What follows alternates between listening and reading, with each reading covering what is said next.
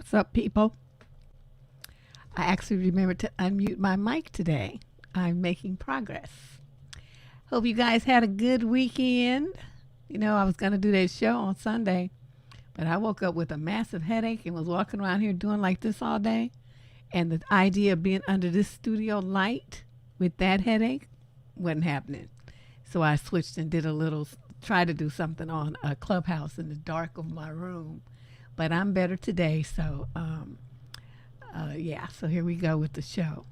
Where's everybody? Let me get over here to see the comments. Hey, I see all the usual suspects up in here and a couple of new folks. Snobville, hey. Hey, Shay. Yes, it's time. You got your grind ready, girl? Let's see. Well, you know, we always have 25 questions, so there's no mystery there anymore. That's just the way it is. I guess the only surprise comes in when it's more than 25. But, yeah. Let's get started. The first thing I want to say is, you know, as you listen, if you think that you have something that you would want to submit a letter for, this is the instructions. You just submit your advice question to What the Fuck Tuesday. There's a link in the show description below. Just expand the box and you'll see the link, and it says something like get advice or submit your advice. It's something, I forget the exact language, but basically, you know, it's near the bottom, so just keep scrolling down and just click that link and it'll take you to the advice submission form. You just fill that in and send us your question. Now, I have to remind you, it says on the form too, but I just want to remind you, not every question is selected. Some questions are just like really so specific and not a really general interest that we don't include them. For those people, if you want a response, most likely you need to do the paid advice. But for those we think, you know, have some wide appeal, we include those in the show. So let's get started. Question number 1. This is a female 25 to 30 age group from Memphis. Hi, Deb and ladies of the squad. I was wondering if I could get some advice about what I should do when a man follows me to my car. The other day I was leaving the grocery store when a man called out to me to get my attention. Figuring it would be trouble, I ignored him and kept walking. The man started shouting louder to get my attention, so I walked faster to my car. Oh, Dusties always do that.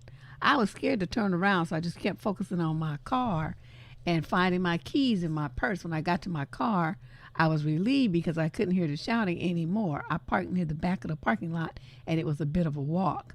Until I looked up in the car window and saw the man's reflection behind me. It scared the shit out of me. He was less than 6 feet away, just standing there staring at me. Oh, I couldn't open my door because he was standing so close. He could have easily jumped in. So I turned around and asked him what I could help him with. He told me he thought I was cute and wondered if he could get my number and a ride somewhere. Who the fuck chased a random person to ask this? I lied and said I was married and had someplace to be. He just looked at me and I started to get nervous and started fumbling around in my purse looking for my mace or a taser. Either one I would have been happy with. I found my mace. I think he noticed and said okay and kind of just walked back to the store. I threw my shit in my car and left. Do any of you have advice about what to do when this happens? This kind of scared me. Normally if I'm in a store and I notice a man follow me, I tend to lose them in a store and wait for them to leave before I check out. So I've never had to deal with one in a parking lot. Okay, so you got a taser and you got mace and it's in your goddamn purse. What is it doing there? Okay, this drives me crazy. So many women do this dumb shit. Okay, you have a personal protection tool, an item, whatever, and it's buried in them gigantic ass purses that y'all like to carry. Put your shit in your pocket or have it in your hand. I mean, what is you doing walking around in the dark like that and you see the guys, you know, calling out to you? You should have got it out when you was paying the person in the grocery store and stuck it in your pocket, and that's how you do it. When you're in any place where you're going to be in a public space, you have your shit ready to go. Right in your hand, right in a pocket where you can get to it, front pants pocket, jacket pocket, whatever, somewhere where you can get to it if it's not, like I said, already in your hand. Because, you know, you can get the little wrist straps, right? So you push the wrist strap up and then the thing is up here in your sleeve. So you shake your arm like that, it falls down into your hand and is ready to go. That's how you should be preparing yourself. You should not be saying, oh, wait, Mr. Robber, Mr. Attacker, Mr. Carjacker, just wait a few minutes while I dig through all these junky things I have, all my makeup and all my extra stuff in my giant purse that I paid $500 for. Carry your shit on you. Okay, that's the number one dumbass shit you did. The number two thing is when you were leaving the store and he called back to you, why did you not make a U-turn, especially knowing that you parked in Timbuk 3? Go back in the store and get a security guard to walk you to your car. Why did you not do that? Okay, then you know, you didn't have your keys and you didn't have your protection. You just pushing the cart, just walking. While you parked in the back in the parking lot where there's nobody else but you. That's not where you park when you're a woman by yourself. Okay, you park as close to the front or where there's like a main entrance to a mall, so where there's a lot of traffic going in and out. That's where you park. And if you're driving around and you can't find a place to park, go home. Order your shit online. The little UPS guy will come and bring it. Most of these places have, you know, since COVID, have free shipping. You won't get it today, but you'll get it soon enough. So you don't have to risk your life like this. Okay? I don't even go in stores anymore. Even my groceries come delivery. I pay the extra fee. I'm cheap. You know, I'm cheap, but I don't like going to the store. I don't want to be around crowds of people coughing and blowing their nose and who knows where their nasty hands have been. I'm not a fan. All right. Then he says he thinks you cute and all this. Okay, that's fine. But yeah, this rumbling in your purse thing. Those are my tips for you. Okay. Have your shit ready to go. Keep your tasers charged. Every time you're ready to leave your house, it should have been on the charger. You reach for it, put it in your pocket. Okay. It should never be in your purse. Ever. Never. Okay. What's the point of having it? It's just protecting your purse? That's not going to do nothing. My God. You too, Christian, I'm telling you. I've been a fan of internet shopping since the e-toys days. Back in the 90s. When, you know, they was first trying to get into, they had, what's that little eat pets or something. I don't know, some kind of stuff where you could order stuff, and they had like a whole commercial thing. And then they had e-toys, and I used to order my daughter stuff off of there. They had unique stuff from all over the world, and I hated when they went out of business. I think they were just a little bit too advanced. You know, they came along like 10 years before people really got into online shopping. I think that's what happened. Yeah, I'm with you. You know, just shoot him and ask questions later. But he was coming up on me, and he was like, you know, threatening me, and he tried to grab me. Let's look at the security cameras from the parking lot. Oh, they didn't go this far? Oh, yes. Oh, was that you, Faith, or you just saying? I said, you know, I don't know who wrote the letters. There's no name on it or anything. But this is like, yeah, this is an important thing that I always tell women. This is not just today. You know, what's the point of having protection devices and you have them drowned in a backpack, a briefcase, or a purse? Put your shit on your body where you can get to it. Let's move on to question number 2, female 35 to 40 from Carmel, Indiana. My husband unexpectedly passed away from a heart attack 2 months ago. Wow, that's kind of young. I'm sorry to hear that. We had only been married for 9 months. We had only been together for less than 2 years. Prior to meeting him, I had been a single mom of 3 children for 7 years.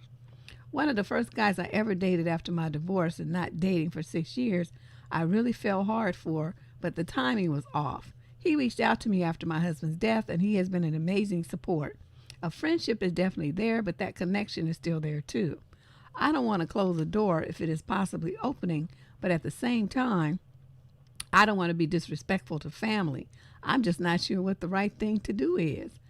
Well, I'm going to tell you the right thing to do is, you know, he's sniffing around because let me tell you what people do after they know you've been married or living with a man.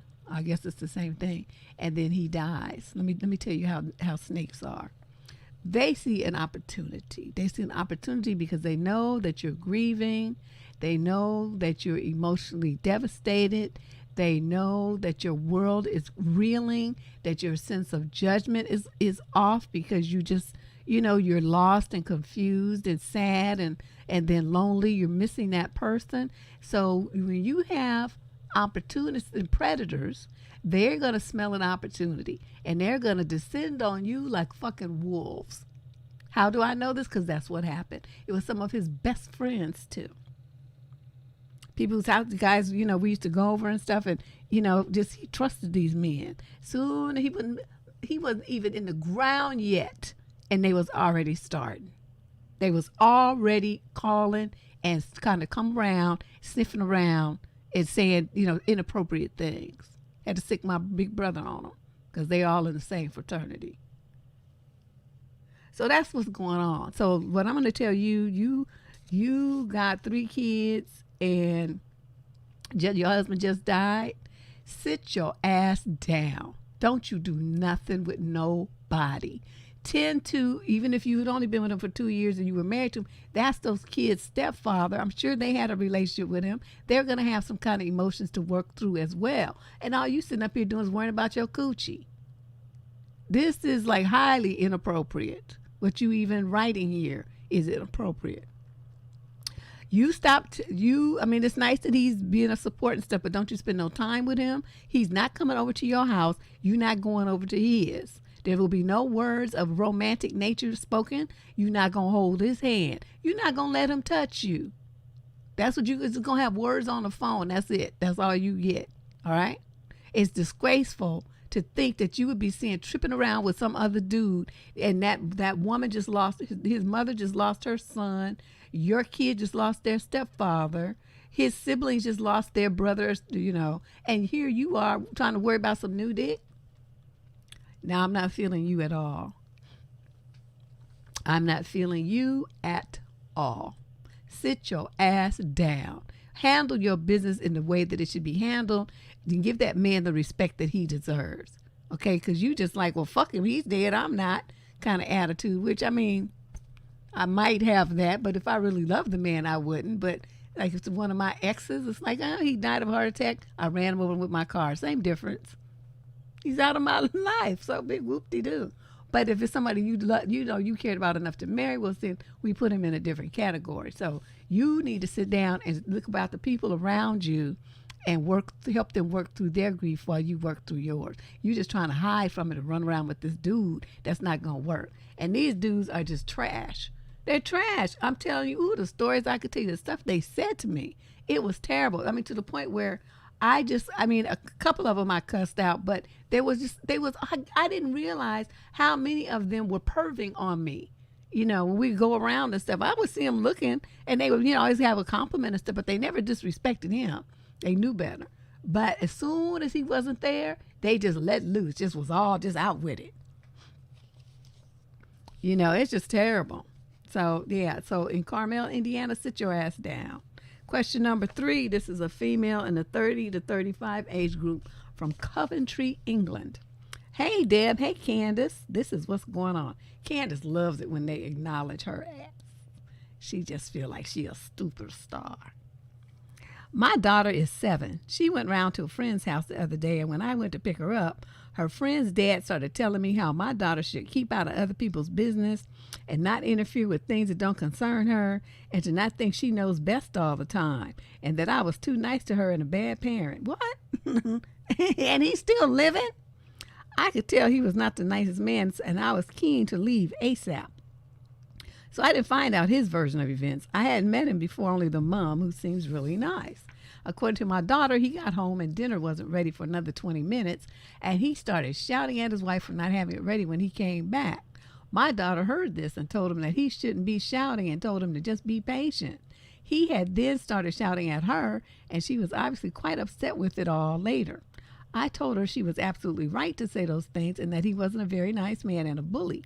I should have realized this before, maybe as the little girl came round to ours and she commented in surprise that my husband was cooking and not me. Obviously, this was the first and last time my daughter's going around to their house, but I really feel like I need to do something about this man.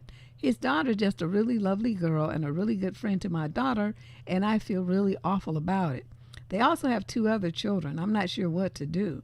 I tried talking to their mom after school, and she basically told me to go away, and she didn't want to talk.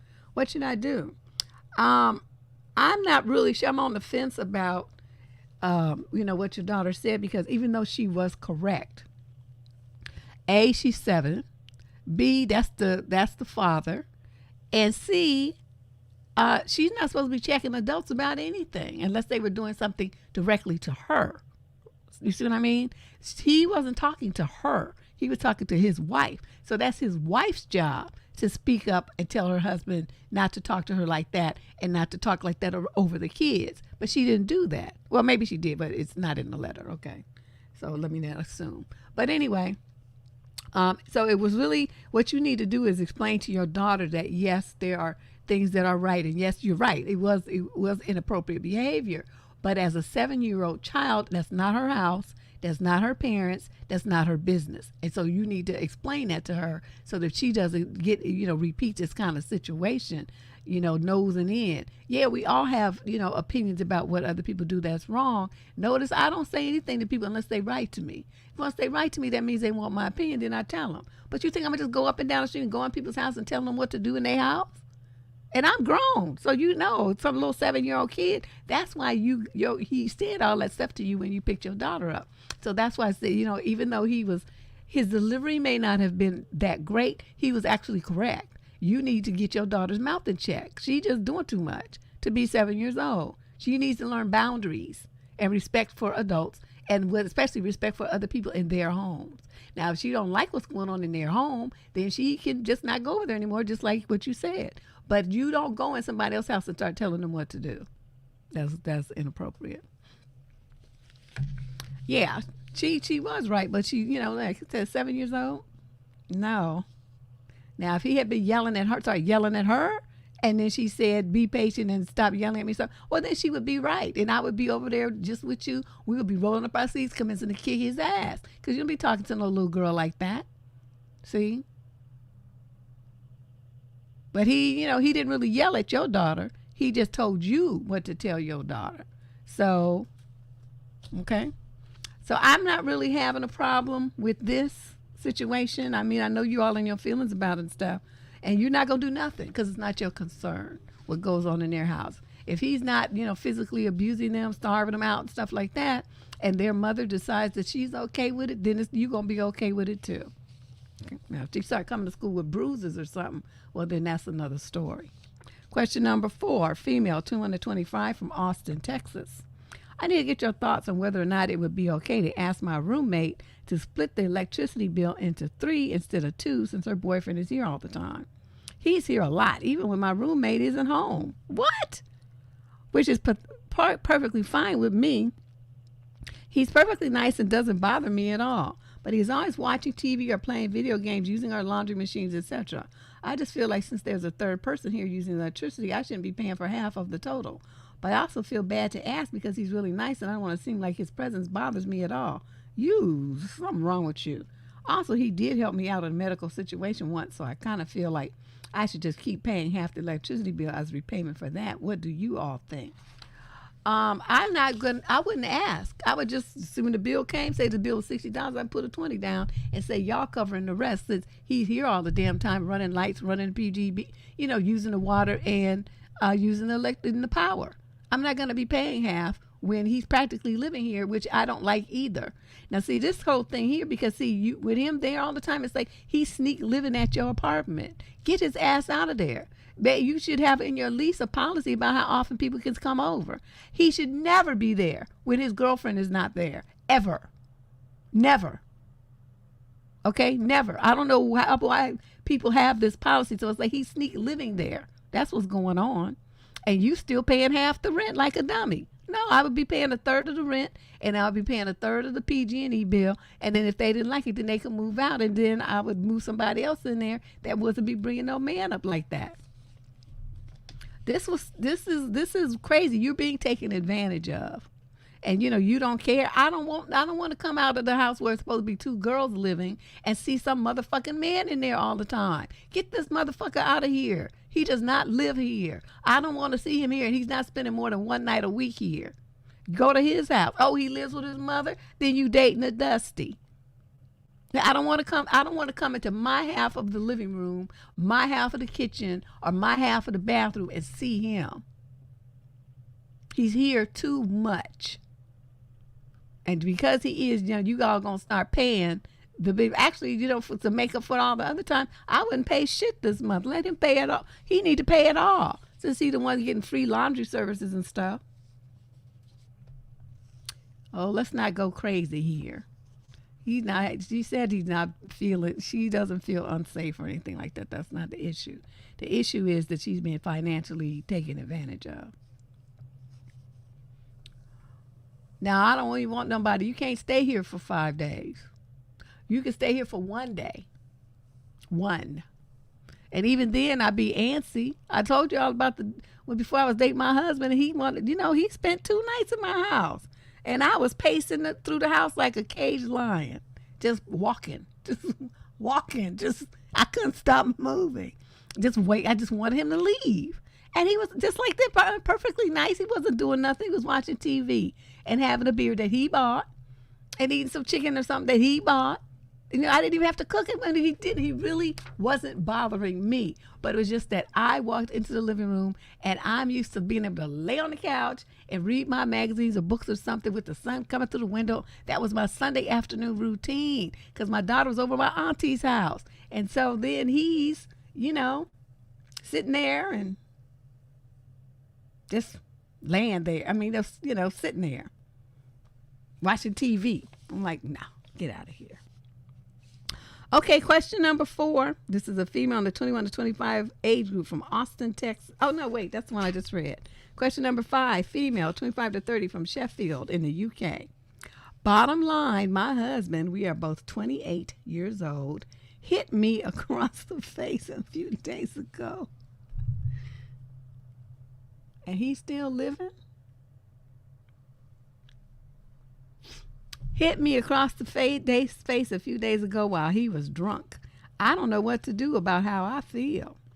My husband and I have been together for 5 years. We have no kids. We have fur babies. 2 nights ago, he got extremely drunk while out with his friends. He was slurring his words, barely making sense, and was almost at the point of passing out.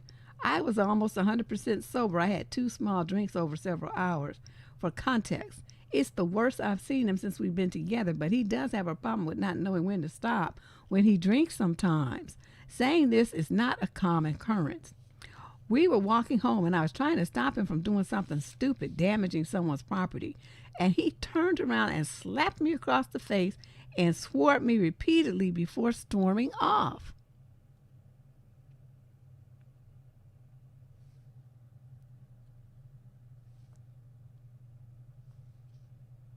Luckily, it was the middle of the night on a quiet road and no one was around. You think people didn't hear that, though? I was shell-shocked. Initially, I called the police, but hung up as I didn't want him to get arrested. And then I organized for him to go to his parents' house while I went home. I stayed up all night crying and have a bruise on my face from where he hit me. The next morning, he was apologetic and crying and said he couldn't remember. I didn't remember a thing from the night. He said he didn't remember a thing from the night before. He has promised to never drink again, which is a very big ask considering his friends are all social drinkers. And off the back of that, I have agreed we will try and carry on. However, I'm not coping very well. I keep replaying the moment in my mind, and I feel so sick when I think about it. I feel like he thinks things have gone back to normal, but I feel almost traumatized. But because of this, I almost feel like I'm overreacting. He has a temper, and when we argue, he'll sometimes throw things, but he's never hit me before and always promised and reassured me that he wouldn't. I understand he was out of his mind when he did it. He thinks someone might even have put something in his drink, and he's usually so wonderful and sweet and kind on a day-to-day basis, and I love him. But I feel like everything feels tainted now. I feel anxious and panicky. I feel uneasy, and I keep having bouts of sadness. I feel like I can't talk to anyone because I don't want anyone we know to think badly of him if I am overreacting. I honestly feel like I've got no one to turn to, and that's why I'm writing to you. I saw your video on verbal abuse come across my recommended list, and that is how I found your channel. I'm not sure what to do. Can you help me figure this out? Yes. While he's at his mother's house, you pack your things and you go to your mother's house, or you go to one of your girlfriend's house, and then you see a solicitor, which is what they call lawyers in the UK, and you talk about how you're going to get a divorce because your husband is abusive. Now, you might not, and you say he has a bad temper and he throws things. Don't you know that that's emotional abuse? And it has now escalated to physical abuse, which is what always happens. And it was verbal abuse because he was calling you kind of names and shouting and screaming at you. So you, madam, are in an abusive relationship that you're trying to cover for him and protect him from it. You don't want people to know that he did this to you because you don't want people to think badly of him. Oh, no. What you're supposed to do is buy you an ad on Google on the search engine and put his face there and say, my husband is a fucking jerk. I'm married to a jerk. He's abusive and he's a cretin. That's what you're supposed to put all over the internet. So every time it flashes on a banner with his face there. And then that's what you do. So he's like on Front Street. Oh, and it will go over all his websites, and everybody has contracts with Google Ads, and everybody will see why. I could just target a demographic area like your city or, London or the UK, something like that. But everybody would know if that had happened to me. Not only that, I would tell him too, to see this, and I don't know how this would go over, but this would be what I would tell him. I'm like, I want you to sit in this chair right here, and I'm going to get a blunt object, and I'm going to clock you upside the face with it, because I want us to have matching bruises. I want you to see what I felt, and I'm going to call you names, and I'm going to knock the fuck out your face. That's what I'm going to do. Now, after that happens, then we'll be even. And then we'll decide what we're going to do about this marriage. But until that happens, don't talk to me. I will fuck him up. Yeah, but I need to hurt him back first. Then we can work on all this other stuff. But a lot of women, won't think like that. But lady, I'm telling you right now, you are in an abusive relationship. And it's finally escalated to where it was headed from the get-go with him throwing things and yelling and acting a fool. So you think that, he says he's never going to drink again. Somebody put something in his drink, all this kind of stuff. I keep trying to get women to understand, no matter what happens when a man says he was drinking, drink doesn't make thoughts come into your head. What it does is release your inhibitions so that it allows what you were already thinking about doing to happen. You do the things that your conscience was keeping you from doing. But once you're drinking, see, your conscience is like goes away, and then you just get to act the original fool that you wanted to act all along. That's what's happening with you. So he's always wanted to kick your ass. He's always wanted to slap the fuck out you. But he finally got a chance to do it. And now he's copping the plea like I don't remember. Motherfucking, well, look, don't remember this when I get finished hitting you with this frying pan on the side of your face. I hope I cave it in.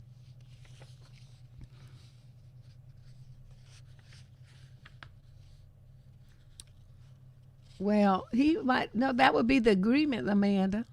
I'm not saying just walk up to him and hit him. I'm saying he's in full aware of what's going. You're going to sit in a chair. I'm going to berate you verbally, and then I'm going to hit you upside the head with something like you hit me so that we have matching bruises. If he doesn't agree to do that, well, then there's no point. We're just going to get it straight and go to the divorce attorney. But that way, I would at least feel better. I might hold off on the divorce for a week or two while you get yourself some therapy, but I'm going to still be at my mama's or where I'm going to be. I'm not going to be here. But, that's how I would do it. Because, when people write like this, you guys, this is what, yeah, you can say, oh, leave them. But they're not going to do that.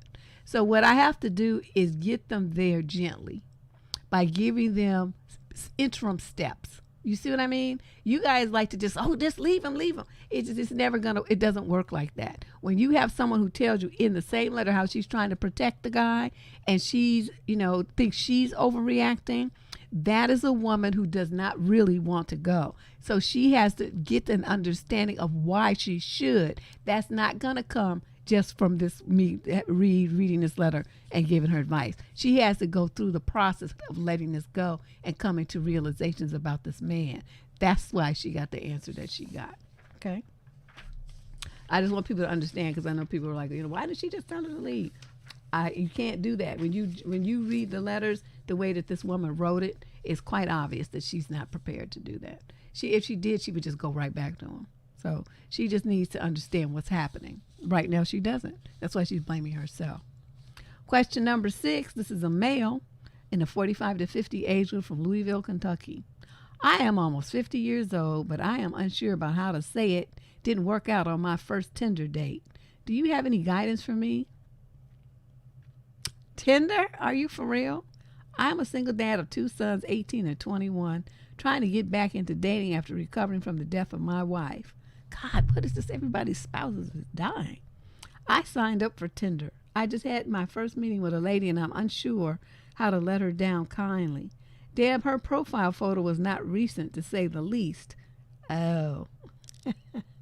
And we spoke with difficulty because her language skills and a shared language are very basic. All in all, she was a pleasant person, but there was no spark. I actually feel a bit cheated. I put on my best shirt and everything, but that's a part I don't want to hurt her feelings. I said we would be in touch without any other commitment. She lost an earring and asked if I could keep an eye out for it on my way back. How would one go about saying no thanks on Tinder in a kind and gentle way? How would you like to be told something like this? Anything I should or shouldn't say would be helpful. She is older than me, and I'm worried that she might take it badly. I don't want to ignore her like ghosting, as I find this rude and wouldn't want it to be done to me. Thanks for any pointers you or the ladies listening may have. Oh, aren't you polite and kind and genteel and such a gentleman? We don't see that very often on this channel. Shay say it's called ghosting. I'm going to say this, all you have to do is if she, just don't reach out. Now, some people call that ghosting, but, if she reaches out to you, you haven't blocked or anything. You say, oh, how have you been? You be, kind of polite and stuff. And you say, and she says, well, are we going to get together again? Say, no, I think that I'm going to pass. I enjoyed meeting you, but I just don't feel like there's really a connection that would warrant a second date.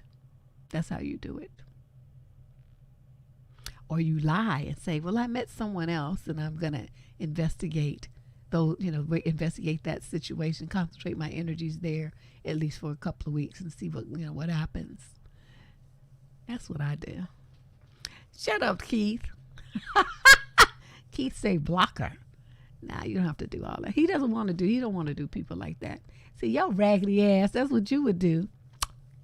Kelson, blocking folks. I'm going to tell Nita. I'm going to tell her. Tell her what you saying online.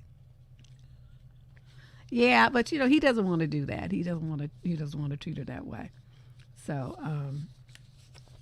he wants to be gentle with it. Notice that word here. He said kind and gentle way. Y'all just trying to get people to be all savage and stuff. Everybody ain't savage. So he wants to do it and let her down easy. So those are some suggestions, things along those lines. But to me, the lie is always the best bet. It's like, I've been dating around since I got on here, and, I've met a couple of people that are really interesting, but I just met this one, and I really want to kind of pursue that for a minute and see what's going on. But thank you for spending that time with me, and, you're great. I hope that you meet someone, that you really like, and tall. That's it. That's how you do it. Okay.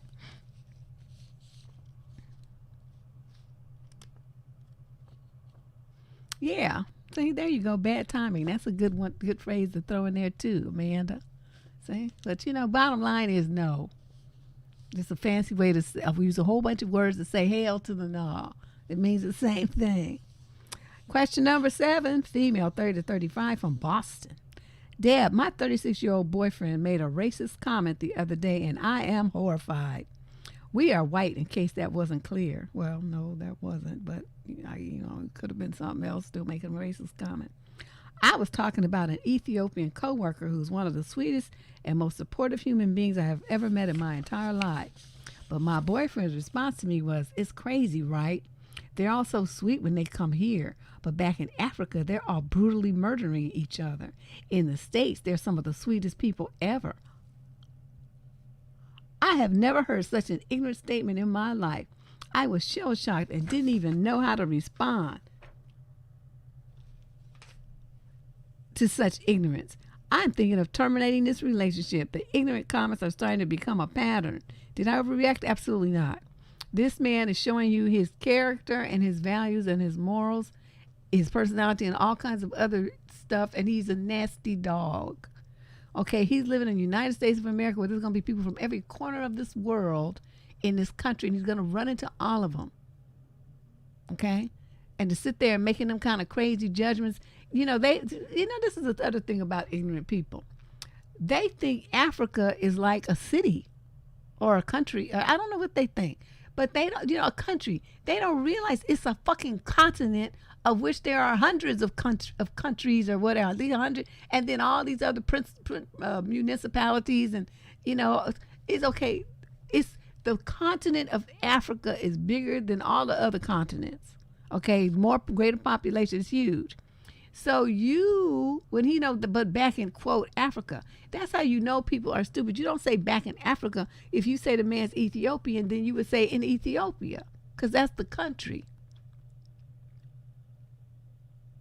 So that alone shows you he's ignorant. So I'm going to say this. Your idea that you terminate the relationship is right on cue. This guy, and he's got, you can't bring him around your coworkers because he's going to say something irresponsible and inappropriate, and then your bosses and stuff is going to be, and the other staff is going to be looking at you because that birds of a feather flock together kind of mentality. They're going to be thinking, well, if he says that and you with him, that means you think that way too. So the time to drop this clown is now. As you can see that you guys have two completely different value systems. His is racist and negative, and yours is not. Okay? You sound like a nice person. You're too good for him. I tell you that. You got yourself with some old trailer park racist fool. Yeah, you don't even say how long you've been dating him, but since you didn't say, that must mean it's relatively new. Because otherwise, you would say, because they always say, we've been together 2 years, 6 months, 7 years, whatever. You didn't mention that. So get rid of this fool, chuck up the deuces, and you say that the ignorant comments are becoming a pattern. So he's letting, now that, the honeymoon period's over, he's letting you see the real him. And you don't like it, so get rid of him. That's what dating's all about. To find a good fit. He's not a good fit. Question number 8, male, 30 to 35, from San Jose, California. I'm a 34-year-old male, very happily married for 5 years. Deb, I went through straight hell to find my wife, and I have no intention of messing up my marriage or the trust she has in me ever. He put that in underlines and caps and bolds and all kind of stuff is going on. So I really need your guidance. The problem is my boss. She's 50ish. She flirts consistently with me. The attention is unwanted, but I don't know how to tell her to stop. I don't flirt back and never ever will. How would it be the best way to approach this? The best way to approach this would be like a damn man. Stop running away from it. Say you'd like to set up a meeting. You go into her office. If you want to, ask a representative from HR to come through. But basically, what you are going to do is, try it first between the two of you and say, there's some behaviors that you do towards me that are making me extremely uncomfortable, and I want to ask you to stop. That's the purpose of this meeting. And then you give her some examples of her flirtatious behavior and say, basically in the workplace, that's sexual harassment. Now, I don't want to escalate this to the level where HR is involved. That's why I'm asking you on a one-to-one personal basis to please stop and respect me as a married man and your subordinate in the office. And, that we're not going to have any kind of personal relationship. We never have and we never will. I love my wife, and I don't want any problems at my job. I don't want the coworkers to misconstrue anything, about what, assignments I get or any kind of approvals I get. I don't know what's the word, reviews and stuff. I don't want any problems. And this could be construed as, later down the road, it might be construed as some kind of favoritism because of the way that you behave towards me. And I just really want it to stop. Now, you include all of those elements in whatever language you find comfortable. But it has to include the favoritism, the opportunities to be perceived wrong by coworkers, the opportunity to be perceived wrong by superiors, like you two are having a thing, that you don't deserve the assignments, the promotions, and the raises that you get because of this perception that you sleeping with the boss. And you don't want your wife to get mad thinking you at work fucking around. Okay, so there's 5 things here, plus the 6th is the legal aspect of the sexual harassment policies that you probably have in writing since you're in the Silicon Valley. The California companies are very diligent about that, so that might be something to refer to too. Well, in section 2, paragraph 7, paragraph 11, it specifically states blah blah blah blah blah blah blah, and then remind her that shit. That's what I would do. That's what I would do. Okay, so it's very professional. It's very no nonsense. It's not taking it anywhere except between the two of you. What can she say? And you close, you do the sandwich technique. You start by saying, I really like working here. This has been a great opportunity for me, blah, blah, blah. You put the stuff in the middle, and then you close with, I'm hoping that this doesn't impact our relationship because I really, really, really enjoy working with you. You're such a smart woman, man, all this other shit you want to say. You're just a leader in the industry. You just are so sharp, and I just really respect and admire you. This, blah, blah, blah. Okay, so you see that the sandwich effect. The good, the critical, the good. And then you jump up, you shake her hand, and you walk out the door like a G.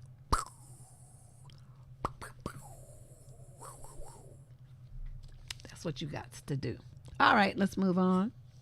Question number 9. This is a female in the 45 to 50 age group from Ottawa, Canada. I can barely summon up enthusiasm for eggplant. That means your husband is no good at it. It's usually okay in the end. Menopause, stressful job, stressy husband, a lot of stuff going on with extended family drama, as you call it.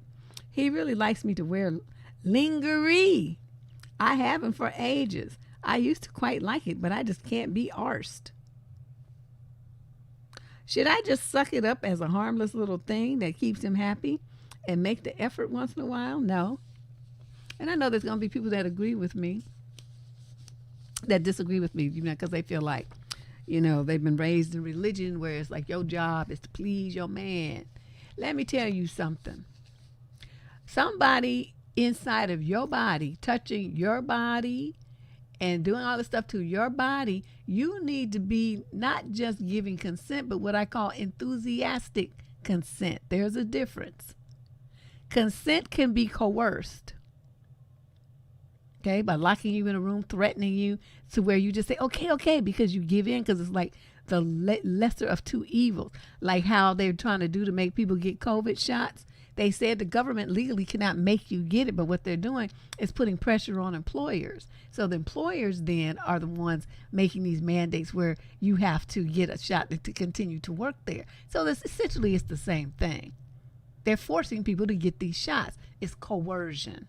Because if you don't get it, then you'll get fired. You can't get on a plane. You just those are coercive, abusive tactics to make people do what you want them to do. That's what would be at work here if you went along with this. So what you have to do is tell him that, I just don't feel like it. I don't want to. And the main thing that I was going to say, sometimes you go these menopausal, perimenopause, see your doctor. They might give you a short-term round of HRT, or they can, there's like vaginal creams and stuff that you can use that, might help make you a little bit more interested, maybe. But it sounds like a lot what's going on with you is mental and emotional, so that may not have any bearing on it at all. But it's something worth trying. It was the cost of a prescription. It's no biggie. But otherwise, just think about, if you're not there, you don't really want to do it. You're not giving enthusiastic consent for this eggplant act to happen. Basically, you're going to feel like it's an assault. Even though it's your husband, you don't want to do it. and someone is doing things to you anyway. I don't know how women can come around with that principle and feel like, well, I'm doing this because, he's my husband. Fuck that shit. Let's get a divorce then. You're not going to be jumping up and down on me and I don't want you there. We both have to be interested in this shit, motherfucker. Otherwise, it's just not happening. That's like, just going to get you a blow-up doll or some shit. I wish. No. So anyway, you explain it to him. That's how it is. This is number 10, question number 10, female, 18 to 21 from Manchester. Please help me. My family is full of slobs. I don't even use any cutlery because they never wash it proper. My family leaves cups and dishes soaking in water on the counters. My sister never flushes the toilet. Ew! She leaves pee or hair on the toilet. Oh my God. I'm so petty, I started using her towel to wipe it because nothing else works. I tell her kindly to flush. My mom gets angry at me for telling her something. She is 17 years old, leaves plastic and trash everywhere, and my dad is similar. It grosses me out. Both of them pick their nails or feet absolutely everywhere. These people are disgusting. My sister leaves greasy fingerprints on my cabinet in the bathroom, and when I ask her, she lies. She always leaves it ajar when she leaves the bathroom, uses my razor or my tweezers and says she thought it was hers if she's just using it around the house, and I go off. How to ask my family to not be so messy and not overstep boundaries. My sister will not listen. I removed all my personal items from the shared bathroom, but the sloppiness just annoys me. My mom doesn't take my side. She takes my sister's, and so does my dad. I'm 19 for reference. How is not flushing the toilet or leaving trash everywhere okay? No, that means it's time for you to get your shit and move out. I mean, why is it so hard? You're 19 years old. Go. Get you a roommate, get you a job, and move out. Because, see, this is the thing. When you're a little kid and you have to live there, that's one thing. You're a grown-up now. You don't have to stay there. You're staying there by choice, and then you want to bitch and complain about everything that they do in their house. That's your parents' house. That's not your house. So they can do whatever the fuck they want to do in their house, right? Because it's theirs. You just like, at this point, you just a squatter. Because they're not legally responsible for you anymore. You're 19. You're an adult. So you figure out how you going to get yourself up out of that house, and then you move. Get you a roommate, get two, whatever you need to do, because all you really need is a room just like you have now. Because it would be the same thing, you're just replacing the bodies. It's the same kind of setup where you live in a house with multiple people, but you're just going to have to pay for your room, okay, and pay your share of utilities. You don't say what you pay now, and what's the story there financially, but if they're taking care of you, then you can't do nothing but just shut up and deal with it. But if you're giving them money and stuff, just like you're giving it to them, you could use it for yourself and get out.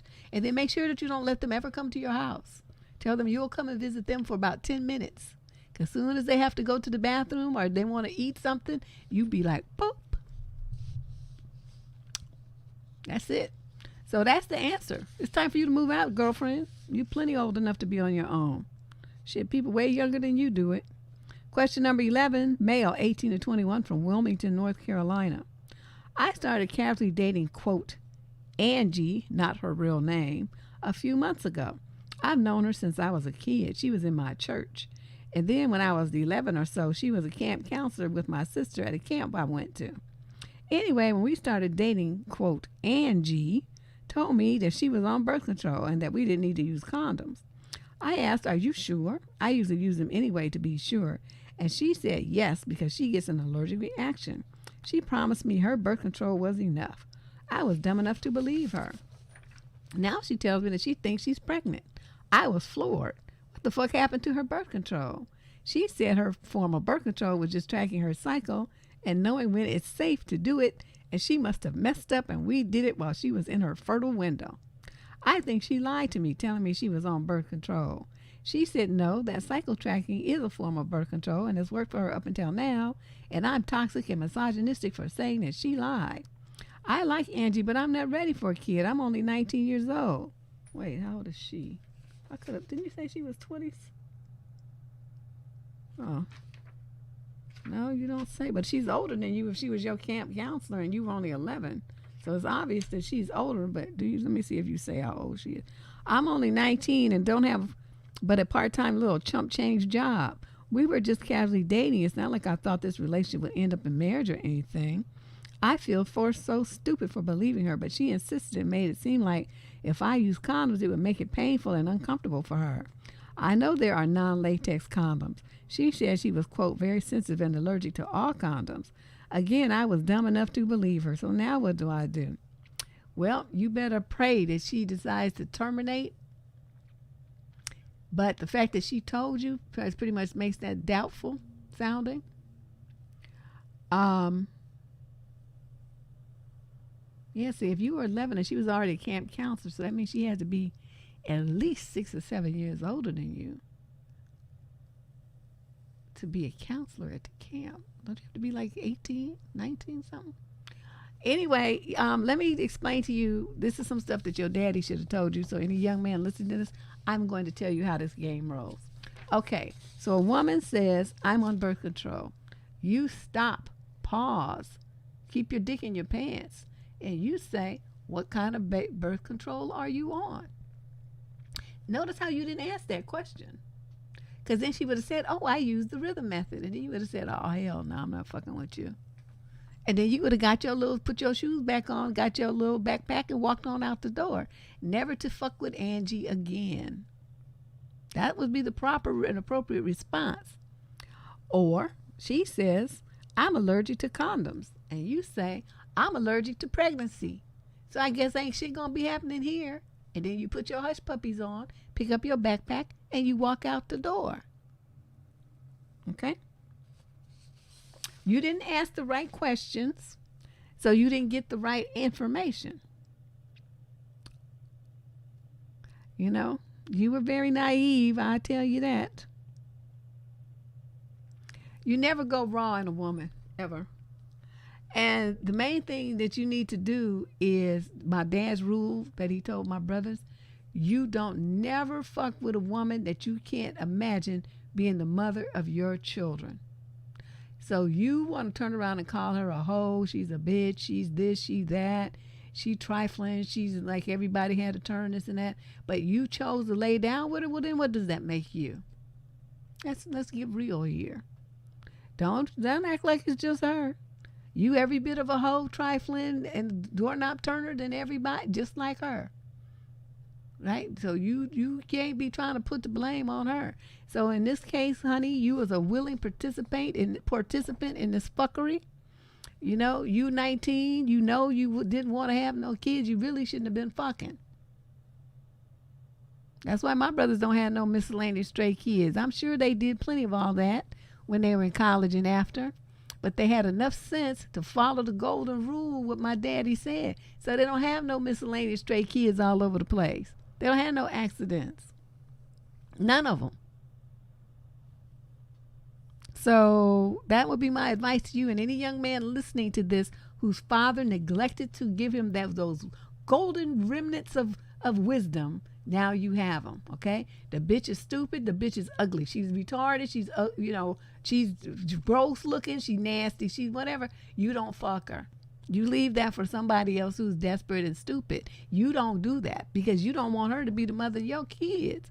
You looking at her and with her addictions and her just disgustingness, and you think, oh no, my child would be raised up with this woman. This could be horrible. This would be a fucking nightmare. Then you put your dick back in your pants and then you go home. Your son is listening. Isn't he a little young for this? But okay. Hi, nephew. But yeah, he needs to know this too, because they get around 14, 15, they start wanting to have a little girlfriend and do things. But you need to be understand about the cost, not only financial, but the cost to your future, the cost to you emotionally, the cost to you mentally, the cost to your mother and father, your family, your sibling. It costs everybody when you just spread your seed around irresponsibly. And I think not enough two parents. Oh, he's a teen? Okay. Then, and I think not enough parents are really that blunt with their kids. And so, they just go off into the world like this young guy, just believing what they're told and being all brand new. Poor kid. Yeah, well, I don't know what you're going to do if she decide to keep it. I guess you about to get you a full-time job and you stuck, sir. Unless she finds somebody that she wants to, adopt a kid and you can sign away your parental rights. But other than that, you on the hook now for 18 years. 18, how that song go? 18 years, 18 years. And then she said the kid's not even yours. Oh, yeah, get a DNA test too. Question number 12, female, 21 to 26 from the San Francisco Bay Area. Hi, Deb. I am the young lady who wrote to you a while back about my 30-plus-year-old brother who went ballistic and got in my face telling me to throw hands or shut the fuck. Oh, I remember that letter.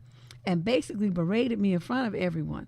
Fast forward to now. I need to know, how do I put my mother in my shoes? She is pressuring me to speak and talk to him because I have been ignoring his existence. I want nothing to do with him. I love it. My mother says that he's been trying to speak to me and that I won't talk to him, trying to make me feel sorry for him. She says I could at least say hi to him and that I need to let stuff go and fix things. My aunt says that I'll need him one day and they act like I owe him forgiveness or something.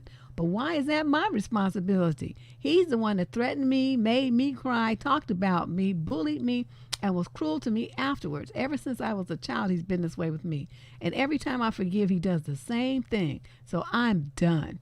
I'm doing better now, and I want nothing to do with him. Why can't my mother and family just see that? Why don't they understand this? And how do I draw a line? I don't want them shaming me about this anymore. Okay, this is what you do. I take it that you don't live there, because if you live there, well, then that's a whole new bag of tricks. But let's just say that you live on your own and you just have to, interact with them a lot.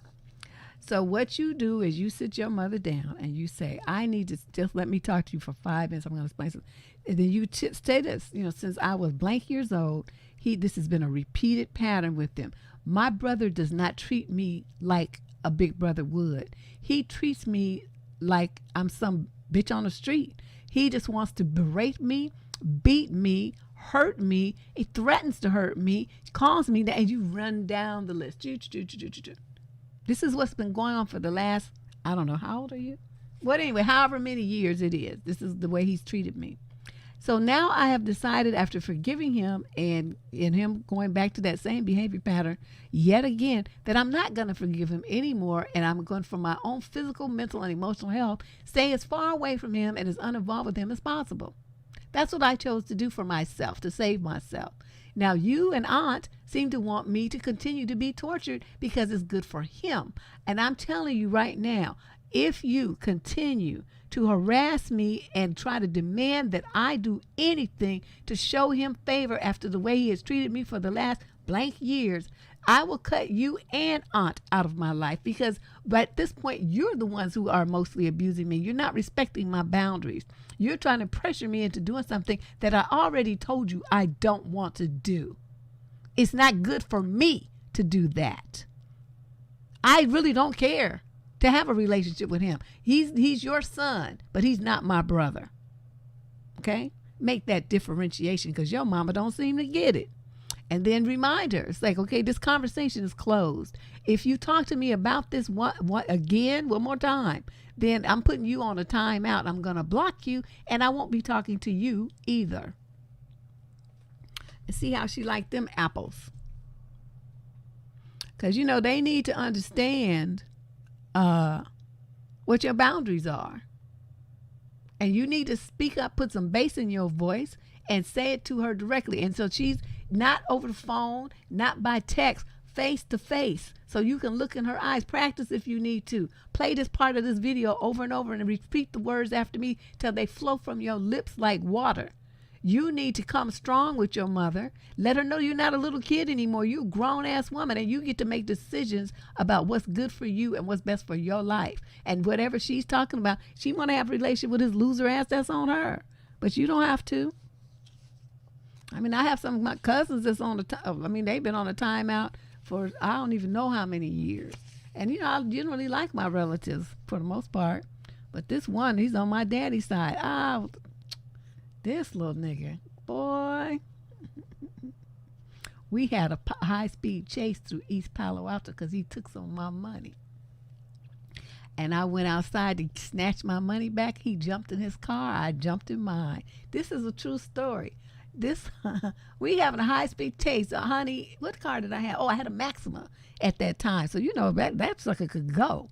I'm hitting them corners. I'm speeding up after him. I tried to run his ass over. That moment, I didn't even care about if I crashed my car. As long as I got my money back, that's all I could think about. That little nigga took $50 of my money. So anyway, I got back to the house, and my aunt, he didn't come back. My aunt gave me the money, so I was, it was all right, but it was wild. I'm like, how am I having a high speed chase at my age?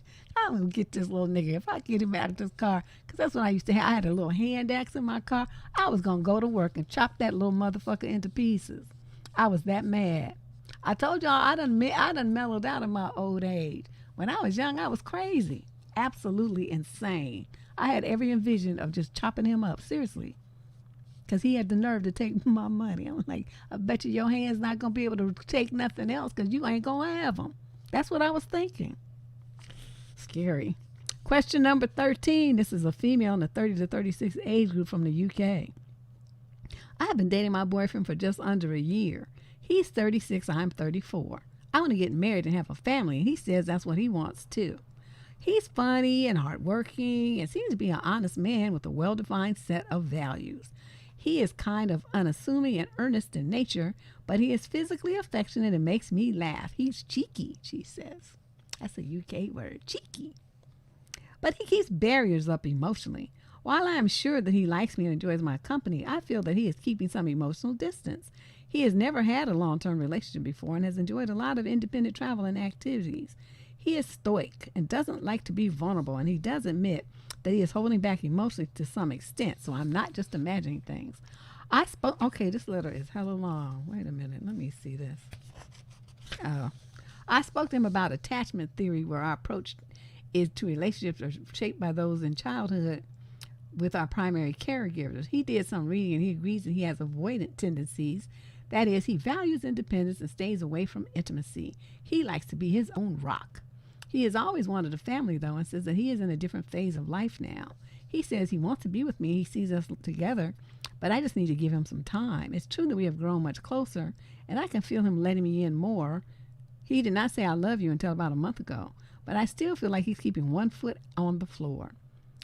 I guess that's sensible, but it makes me feel insecure about whether he's going to up and leave if there's a bump in the road or if he feels trapped. This hurts my confidence in the relationship and makes me feel like I need to protect myself. I don't want a mushy smushy man. I just want to feel securely loved. I'm just not sure whether to carry on pursuing things with him where I'm feeling insecure, like, will this get better? Or whether to try and find someone who gives their love more freely and where I feel more confident in their commitment. It feels high stakes because of my age and my desire to have a family. For more information, we have not met each other's families. He stays over on the weekends and we hang out at mine most evenings. Sometimes he's a bit selfish and stubborn. I'm not hearing where this relationship has a future. He's close. He's close. He's what I call a 70% man. I have a video on this channel, so do that, type in 70% man, and you can listen to it. And it talks about the guys who have like 70% of what you want, socially, emotionally, mentally, sexually, all the stuff. But that 30% is enough to give you serious pause and put you on the fence and make you decide that, most of the time, that you don't want it. For you to be in there, you need to be at least 80, 85. But, this 70% kind of dude right here, where you're missing key things that you need to feel satisfied and loved in the relationship. This is not the relationship for you. I don't know what his issue is with his avoidance tendencies. Let him avoid all he wants to. Dude has got some psychological problems that's not going to be cured unless he goes and gets some therapy. Don't sound like that's the direction he's going to go. You trying to fill in the blanks there. This is a relationship that you're going to be in by yourself, feeling lonelier and lonelier the more emotionally connected to him you get, and he does not reciprocate. Get out now. Get out now. It don't have to be acrimonious. You can just say, I've been giving this some thought. And, I'm noticing that, the things that I'm needing in a relationship, you're not offering. So I'm going to break up now. It's not hard. Man, I think, I was thinking about maybe I should do a video of breakup speeches because I have so many. I've used every excuse in the book. Oh, my God. Yeah, that might be because y'all don't know how to end stuff. Y'all just be standing there way too long. You found it, Snobville? Okay, yeah, it's on the channel. Yeah, the 70% man, honey. I'm telling you, just listen to that, and you get it like this. And I think that's what a lot of women settle for. And then they be miserable. They be unhappy, complaining, sad, lonely, depressed. All kind of stuff's going on. Oh, let me see what Shay said. Because he's dismissive, and yep, she does. Yeah, it's terrible. Poor thing. So let's move on to question 14. Oh, we're doing good today, huh? Wait a minute. This as an aside. I looked at a video because somebody said, "Oh my God, you're so funny on this video." So it was like one of the early What the Fuck Tuesdays. It was still called Tell It Tuesday on this video, and it was done years ago. And I was all calm on the video and stuff. I wasn't going rambunctious on people. And I think it was only like 7 or 8 letters. And do you know I had the nerve to be upset? When it got to, it was like 10 or 12 letters, I was all put out. And now it's 25. And I rolled through them like it's nothing. That's just what happens as you get used to it, I guess. So anyway, let's move on to question 14. This is a young lady in the 21 to 26 age group. It says California. Hi, Deb. I have went wrong with my big mouth, and now my homegirl is upset. Long story short, she basically feels like I called her stupid and that I am a pick-me. What happened was her and I were talking, and since she's been into this hypergamy femininity content on YouTube, she tends to talk like them now. Oh, no. She was telling me about her and this guy she's seeing had a falling out because she told him that she does not accept calls after 6 p.m. 6 p.m.? People just getting home from work at 6 p.m. He called her anyway and also texted her, and she apparently was offended by this. She said that he treated her boundaries like a joke and looked at me waiting for me to say something. I told her my honest opinion. I said he was probably running what you call a hoe test on her, and he probably called her after 6 on purpose to test her. I also said it was a dumb move to tell him that because it comes off as try harder.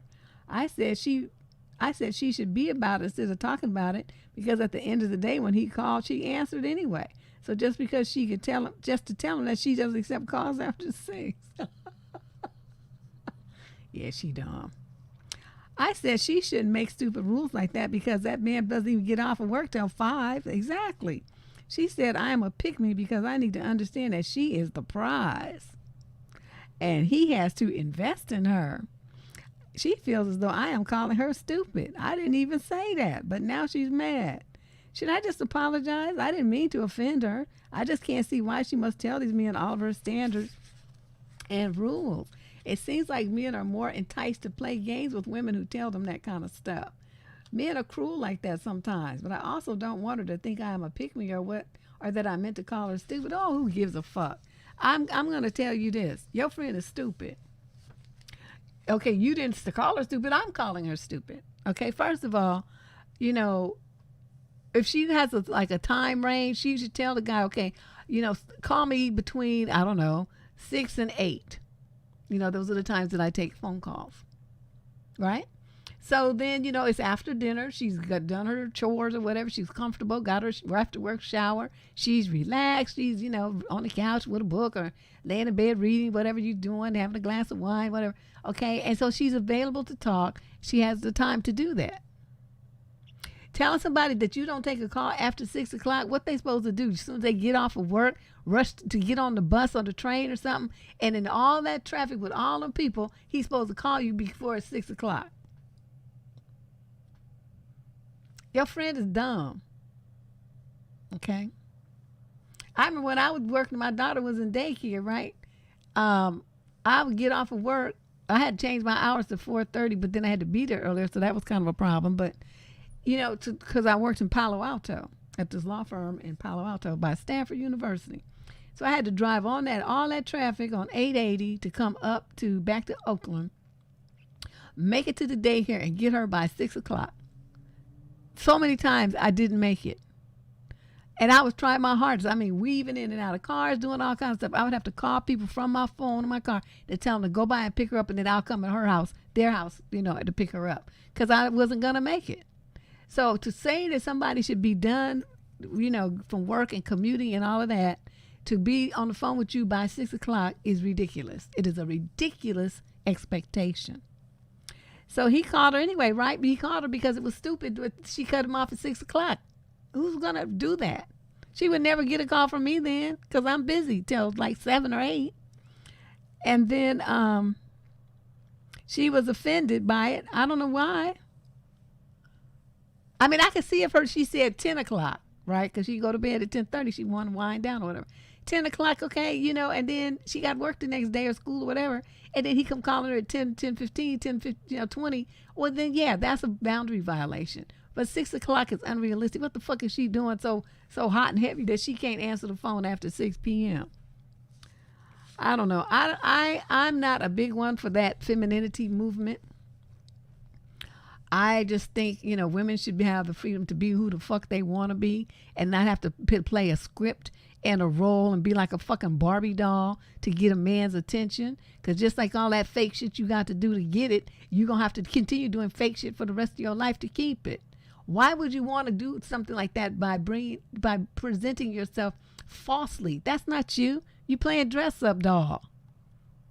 These affected voices and behaviors and stuff. Oh my, because and acting all like, and all that kind of shit. Girl, get real. Put some bass in your voice and stop that.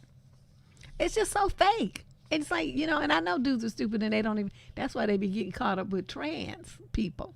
Because they be like, they don't recognize realness. They don't see it. They like fake things. And so then they get a fake thing and then they be mad. I don't know what to say. Yeah, it's just retarded to me. It's basically, you know what it is? It's like a lot of young girls, they don't know who they are, which is a normal thing. It's part of our self-development. They don't know who they are as women. They don't know who they are as people. And they latched onto something that's, the popular and hip thing.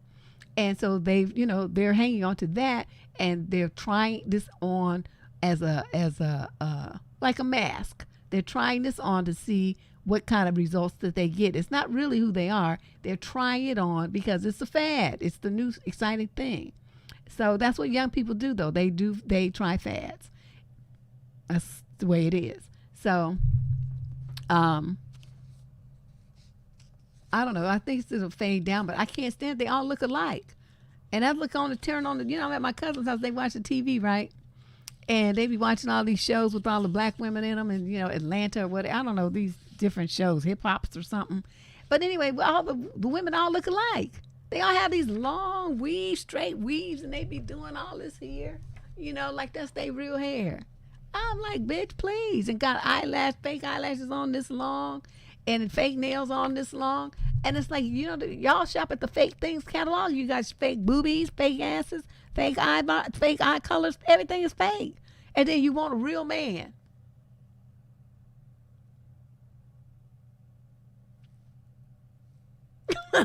That's so confusing to me. What about you is real, honey? What about you is real? It's nothing. Okay, you can't even be yourself because you following some script that somebody told you on YouTube. I'm just saying, I don't know if it's shots fired. These are just things that I wonder. I'm just sharing my thoughts with you guys. Because I sit there with my cousins and, I be looking. I'm looking at this because I don't have cable. I don't see that shit in my house. So I'm looking right at this stuff and I'm like, every single one of these bitches look the same. The hair color is different. It might be one that got it curled and the other one just got to hang it down straight. Or one might have it pulled up in a bun or something. But they all had the same hairdo. And they all look the same. Same eyelashes, same nails, everything the same. And they all walking around like, with this fake laugh and, just being all affected and stuff. I just can't stand it. I'm like, where are the real women at? So that's what's going on with your friend anyway, long story. She don't know who she is or who she wants to be, and she's just trying on personas. She'll settle down. But don't apologize. Just let her do her thing. Question number 15, male, 25 to 30, from Vallejo, California. Me and my girlfriend of 5 years are having a baby, and it's due in February. I have been so excited until my older brother pulled me aside and asked me if I thought the baby was really mine and pressed me to question if it was. Wow. Before that, I never doubted that she's pregnant with my child, but now I have let his words get to me, and it's been gnawing at me. You stupid. I don't want to tell my girlfriend because I know that accusation would hurt her, and I don't believe she would cheat on me. I'm not sure what to do. I'm angry at my brother for putting poison in my ear like that, but now I can't stop thinking about it. So what should I do? You should handle it like a G. Go to your nappy-headed, evil-ass, toxic-ass brother and sit him down and say, okay, man, what was going on in your head that made you think that that's something that you should have said to me? See where he's coming from. Did he see something? Hear something? Does he know somebody who knows something? What is prompted him to say something so toxic and evil-hearted to his little brother about his coming child? So you need to find that out first. So, the main thing is he don't have nothing. Then he's nappy. You know what I mean? He don't have nothing. It's all conjecture in his blood. These bitches be doing this and that, this and that. Then that's when you jump up and you bust him in the eye and you say, don't ever be talking about my lady like that. You be messing around with this these gutter snipes and shit. That's on you. My woman is not like that. So see, you, sir, and this is the thing with young men too. I went through this with my husband. Because, men are stupid. I don't know this insecurity y'all have where you believe everything that some other man tells you about your woman. You believe what other niggas say, not even realizing that half the time they so jealous of you they can't even sleep at night. You got this fine woman who loves you. They know they can't get nothing, even half as good looking, smart, sexy, nothing of the caliber of the woman that you have, that loves you and been with you all this time. He can't match that. So the best way to do is to get you to start having doubts and break up so that you can be single and lonely and bitter like he is. And that's what I had to tell my husband. This was way before we got married though. But we was dating and one of his friends did some bullshit like that. Luckily I was with my brother. So, he had to go up against my brother. My brother cussed him out. It's like, nigga, she was with me and my two girls. What you talking about? You gonna let that nigga get in your head and tell you that bullshit? And my brother straight cussed him out. So he was cool after that. It's like, we're not gonna have this. I put his ass on ice for a month. I was so disappointed in him, in his belief. Oh, he begged and cried and whined. And so finally I took his ass back, but we never had that problem again. It's like either you with me and you on my team and you respect me as your woman, or you just stay over there. Because I'm not going to be going through this shit. Yeah, he got cussed out real bad. I kind of felt sorry for him. But not really.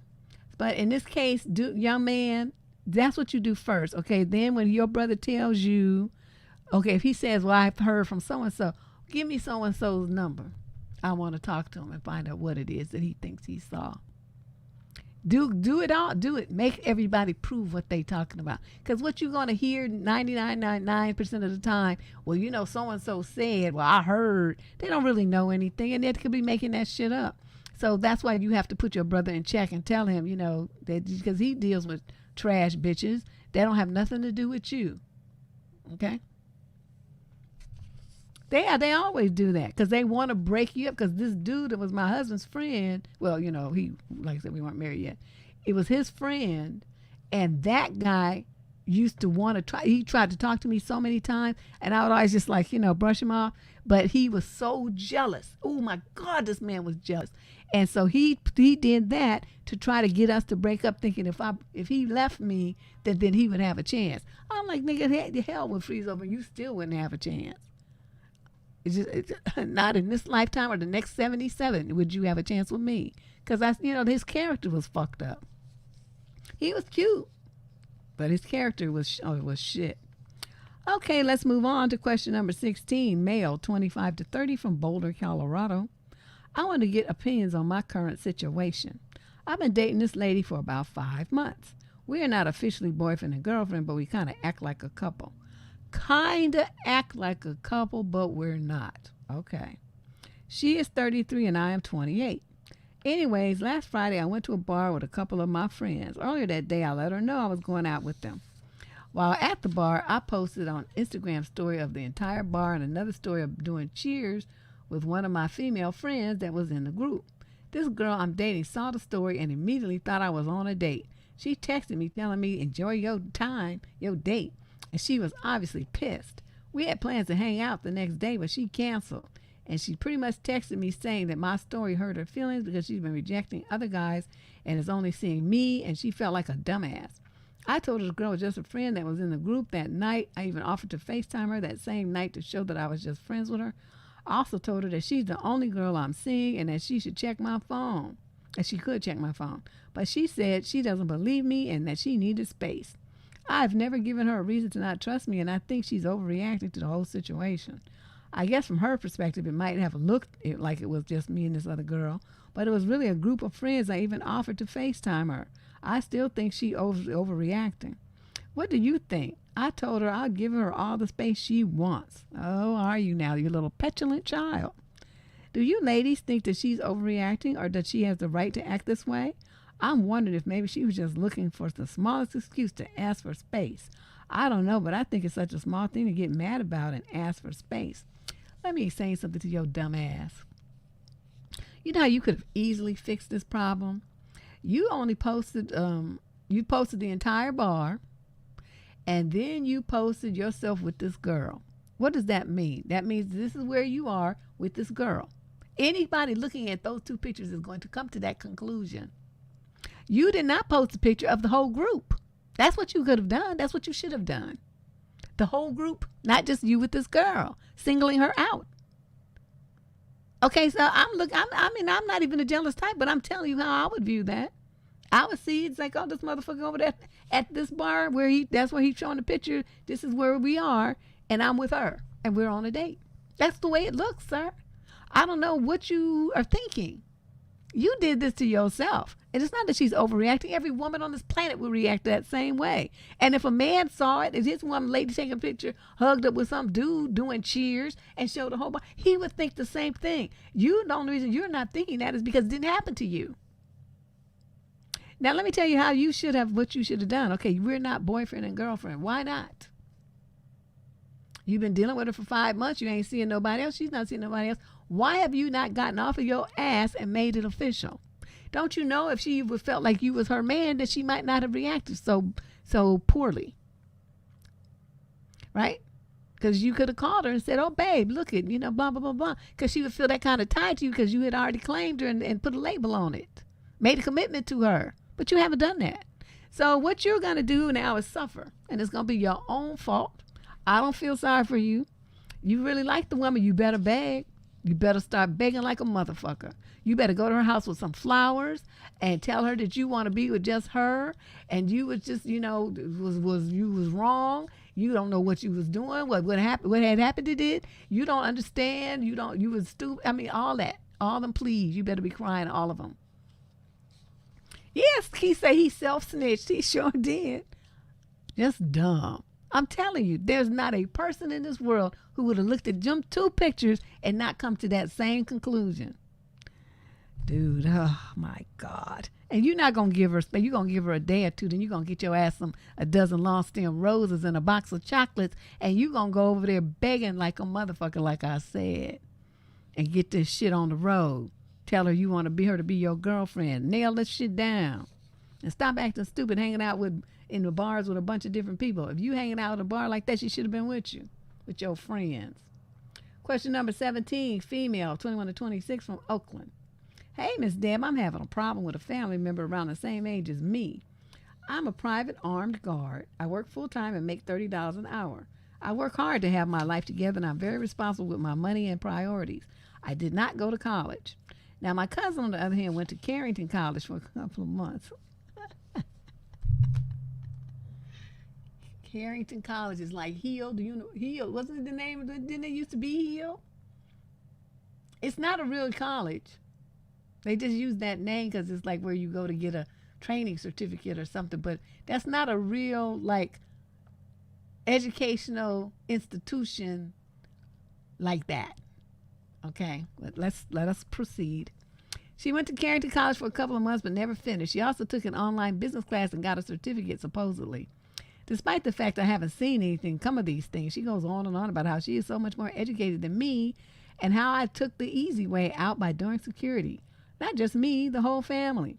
She swears up and down that she's the most educated person, that we're not on her level. We all make more than her. I asked her, why does she need someone to help her do her job? Apps for basic minimum wage jobs since she's so educated. Shots fired. And why is it that she has no business sense, plan, or anything if she's supposed to be this big educated businesswoman? Ooh, double barrels. I don't want it to sound like I'm in any way minimizing her accomplishment. I think it's great for her to be educated. But damn, why does she have to act so uppity, Deb? Why does she have to put down my job and put down the rest of us? She has finally, she put that in caps, been able to get a job that pays a low wage, and she still thinks she's better than everyone else because of her business certificate and those months she did at Carrington. I'm happy for her, I really am, but damn, why can't she be humble? We have tried to explain to her that college isn't for everyone, and she still is arrogant about that. Also, she has a warrant out for her arrest because of so many tickets. This girl's a hot mess. In trouble for driving without a license, has squandered her money on scam investing apps with no return, smokes weed every day, rips and runs the streets, and is the dumbest of us all. She just does the dumbest thing, yet she acts like she is a doctor/businesswoman. I was so happy when I found out she was pursuing higher education, but now I can't stand her because of her stuck-up attitude. Should I drag her next time? She tries to slight me and our family about her lack of college. Oh, yes, honey. Roll up your sleeves and go to Drag Town. Drag Town. Drag her, her broke ass working minimum wage. Ooh, ooh, ooh. Pull out your bank book and show her your balance. Say, look. You know how many hours you have to make that? See, you make 1/5 as much as I do in spite of your vast educational opportunities. Isn't this wonderful? And you know what? She probably don't even have no student loans. Probably why she had to drop out because she didn't pay. Because you know they put you on a payment plan at Carrington College, aka Healed. Girl, first of all, you need to drag her about that, trying to act like she was going to Stanford or some shit. It's like, bitch, you know that's you some little you pay class. You don't even have to like take a test to get in there. You just write a check. They accept anybody that will write them a check. It's not like you have to have a good GPA or take the SATs or anything to get in there. You don't have to write no essay or nothing. That ain't real college. That's some old bullshit. That's some nigga shit. So niggas walk around with a little certificate on some copy paper talking about I got a degree. Psh, please. Oh, used to be Bryman? Okay, thanks, Diana. I just knew, they all in the same vein, right? Hill, Bryman, Carrington, they all the same. That shit where you go write a check, they change their name every couple of years and file bankruptcy and come back as something else anyway. But yes, honey, just think of everything that you can drag her about. Say, what kind of education did you have? That certificate you got is not worth the ink, the paper that it's written on. Because your ass can't spell. You can't even fill out a basic job application by yourself, and you obviously can't read because you break the law. So I don't really understand what it is that you be trying to brag about. You illiterate little bitch. You broke and illiterate with your half-finished degree, certificate, whatever the hell. Yeah, all that. I think it's a California thing, Leandra. I know it's here in the Bay Area. I don't know where else it is. Now they aren't accredited. Well, see, there you go. There's even more drag material. It's like I said, it's not like she would do better if she even went to like City College or what they got over here, Merritt College or something like that. At least they, it had some kind of educational credentials. Some little schools, they pop up and then they disappear with people's money all the time. You had a Bryman, okay. Yeah, but still, see, that's still California. That's what I'm saying. I think these are California, they're just here in California. You can't do nothing with them certificates in any other state. Nobody else will accept that bullshit. They'll be like, what kind of shit is this? This is a joke, right? This is a joke. And then you could tell her, like, that you wish she was a better business person because what you were thinking about them was opening your own security company and then having a branch where you offered private security for events like bodyguards and stuff like that. And it would have been nice if you had somebody in the family that was a good business mind so that they could kind of help you. But sadly, that's not her. So you'll have to look for someone else. Just rub it in. Just say a whole bunch of crazy shit. Think about it first. And then just proceed to drag her for at least 10 minutes. And make sure you do it in front of everybody. Because that's what she's going to need. She's going to be taught a lesson. Question number 18, female, 25 to 30 from Bend, Oregon. I feel like all I see online in every social media and dating platform is men saying how much they love women to ask them out. Okay. So following that, I nearly always shut up. Leandra said, record the dragging, gonna upload it to YouTube or Instagram. So people could do that. Play, repeat. Oh, that would be hilarious. Okay, where was I? Okay, so following that, I nearly always suggest a date first. Like, we'll be having great conversations for a week or even longer. But I noticed that men go quiet once I suggest we get together for a date. I'm feeling a little exasperated. Do men even know what they want? Yes, they do, but what they want is not you.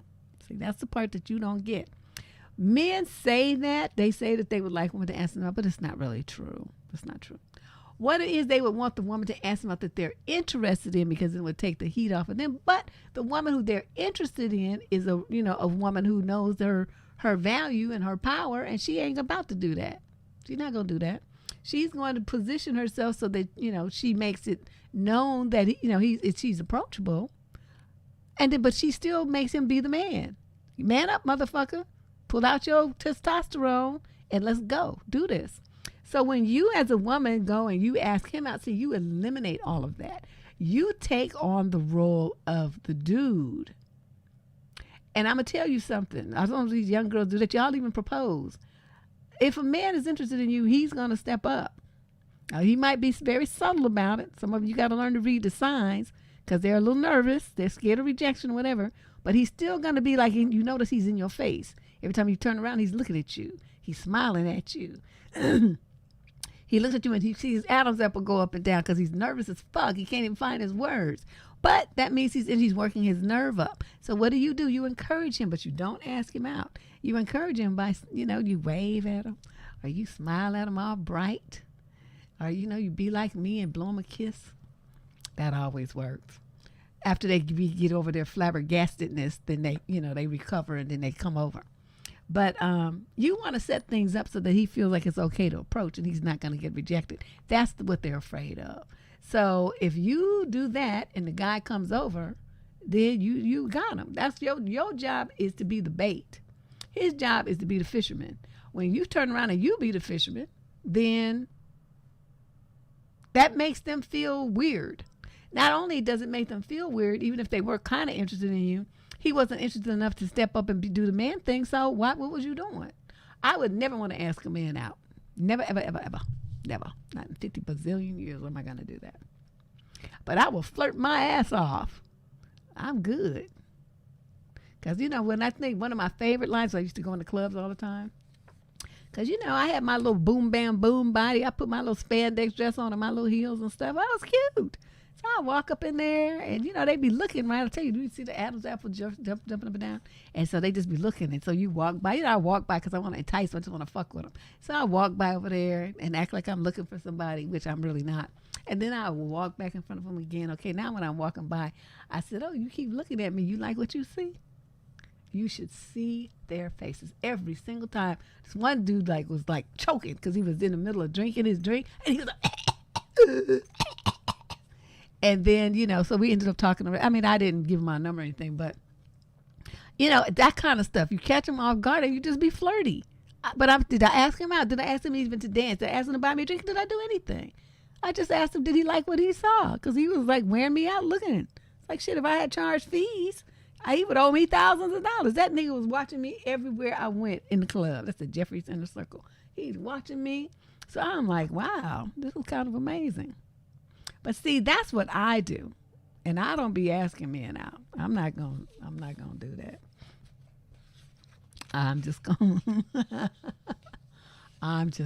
to make it known that he can, come on up. OnlyFans, not me. It's naked people on there. I be affected looking at that kind of stuff. My sensibilities be disturbed. They just be doing everything on that thing. I'm like, oh no, I cannot be affiliated with that. I have family. They would be like, you have an OnlyFans page? I'm like, oh no, I don't. Okay, here we go with question number 19. This is a young lady in the 26 to 30 age group from Manila in the Philippines. Oh, wow. I have a problem. I told my best friend, she's 36, and her partner is a slime who is 32, sexually harassed me, but it didn't go the way I thought it would. Not only did he do this once, but on several occasions, he's groped my butt and chest. First time when she was pregnant with their baby, he got drunk and started licking my ear. Ooh, and told me he loved me. And you didn't slap the shit out of him? The next day, I set him straight and told him I would tell her if he does it again. He begged me not to. We never spoke of it until a year later when my partner found out and confronted him. Eventually, my best friend found out about it too. He claimed he was drunk. Here we go with the drunk excuse again. And thought that she, the BFF, was me.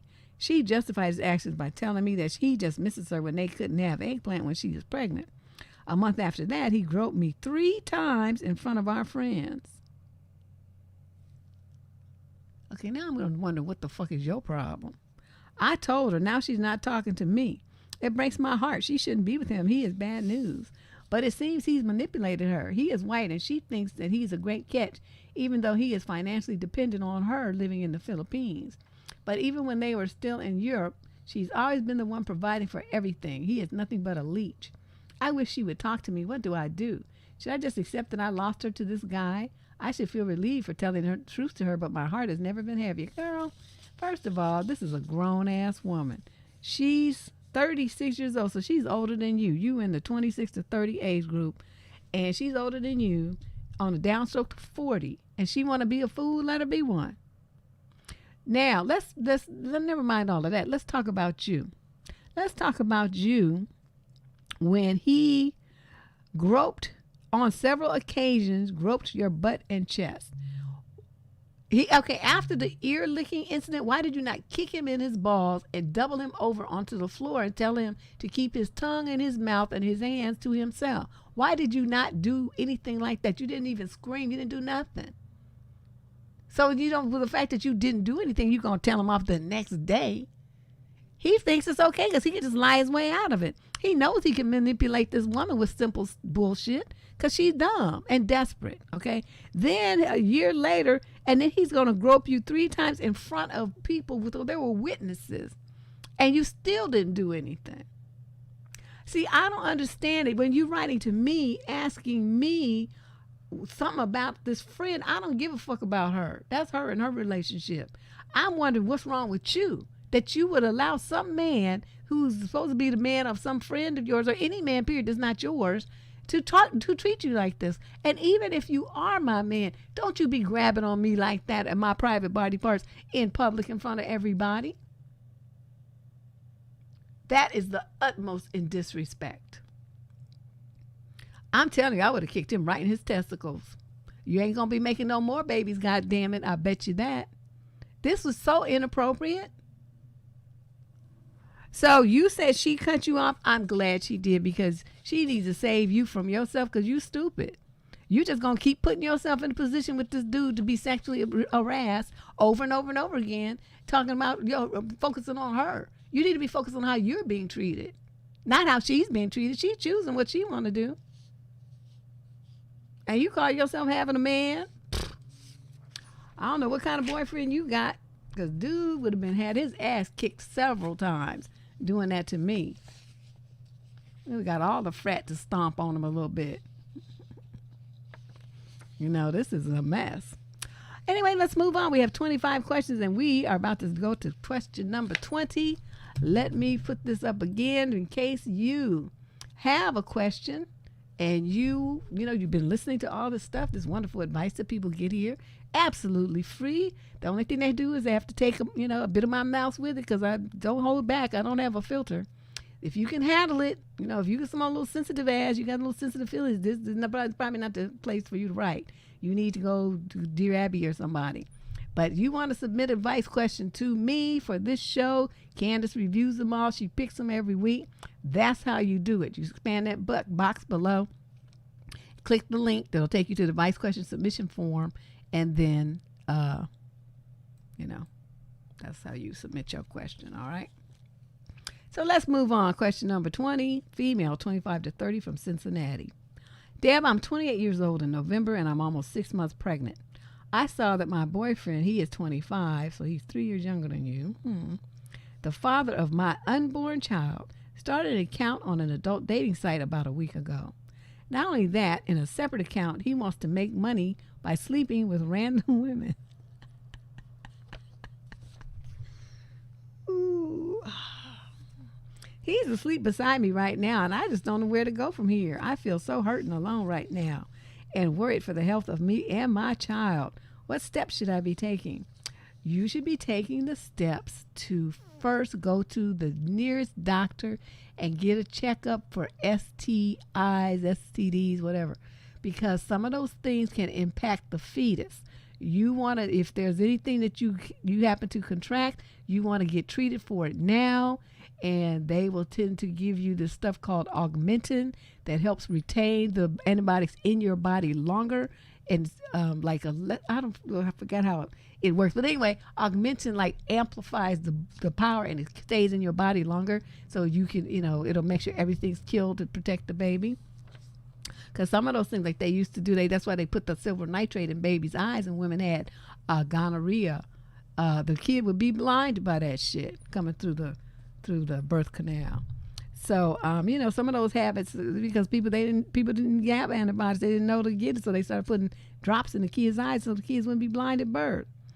So and then after that, you have to start figuring out what you're going to do about a place to live for you and the baby, and what you're going to do about visitation and child support. The visitation might be chancy because of the fact that he's going to be living this very odd lifestyle. Your child could be in danger. Your child could be at risk. Because some people that do this kind of stuff, they want to set up an account where they sell kids for things like this. I would not put that past this guy because his mind is in the gutter. Why you decide to be with this dude and have a kid by this clown is kind of amazing to me. I just don't understand what you young girls be thinking. Why you be having babies by random miscellaneous fools? You're not married. You don't have no business having a kid with this fool. So now look at you. You're gonna be stuck with a damn baby by an idiot, and then you got 18 years of bullshit to be bothered with him. And you did that to yourself. Ooh, Lordy. But that's your steps, okay? Doctor, apartment, move, attorney, or child support office, whatever, visitation, and child support. 3 things. Because this ain't going to go nowhere. Question number 21, female, 20 to 25, from Durham, North Carolina. I am 22. My fiance is 25. He went to visit family in a different state after getting vaccinated. I couldn't go because of work, which was fine. When he got home, I was super excited to see him, and he tells me that he cheated. He said he went to a strip club and ended up getting, by a stripper. He went, it's the hand, pommeled. He got pommeled by a stripper. He went on to say he only paid for a dance, and she initiated, and he was, quote, too weak to tell her to stop. I ended up crying for hours after he told me that. Like, I don't feel like I can trust him anymore. We have talked about him potentially having an sex addiction because of the amount of popcorn that he watches, the amount that he and the amount of eggplant that he wants. I'm nervous that when we get married, he won't change or won't want to change. I believe people mature and try to be better for people they care about. I'm at most hoping for therapy for these issues he's having. Also, he did pay to get pommeled, as I found out today once I did some further digging. I also thought it was strange the stripper would do that just for the money she got from a dance. I mean, he's cute, but he's definitely not that cute. I'm probably going to stay with a friend until stuff calms down and I'm in a more sound state of mind. I can't think with all the things going on in my life at the moment. I appreciate that he told me the truth, but I just wish he didn't do it at all. I don't know how to feel through this situation. I've never felt so comfortable to be myself with another person, and I don't want to end things. Well, too bad. You don't want to end things. That basically means don't even bother going over to your friend's house. Stay your ass there and be tortured. Okay? Because the only reason that you would leave is because you want to end things. If you just going to come right back, don't even bother your friend. Leave your friend out of it. Stay your ass there with this lying, cheating, addicted dog predator that you have. There's nothing about this situation that makes any sense. Men don't change. You have this fantasy that if you get married, that he's going to morph into this new man just because he said I do. What you see when you was walking down the aisle, that's what's going to be what you're going to be when you walking back. The same motherfucker. They don't change because they got married. Some of them get worse because they feel like they got you now. They don't have to worry about you leaving because now you got to go through the whole divorce thing, and it's not that easy, especially if they get you pregnant. So I'm going to say this. You really need to think about what your boundaries are and what kind of man you want. There's nothing that he's talking about that would interest me in the least. He's obviously got a sex addiction. And you know what happens when you have those kind of men? You'll never feel loved. You'll never feel like he has passionate interest in you because he doesn't. He has it in his addiction. You're just like a tool for him to use instead of his hand. But it's about the same thing. It's about him feeding his addiction. It's not about really emotionally connecting physically, spiritually with you as his lover. That's not what they do.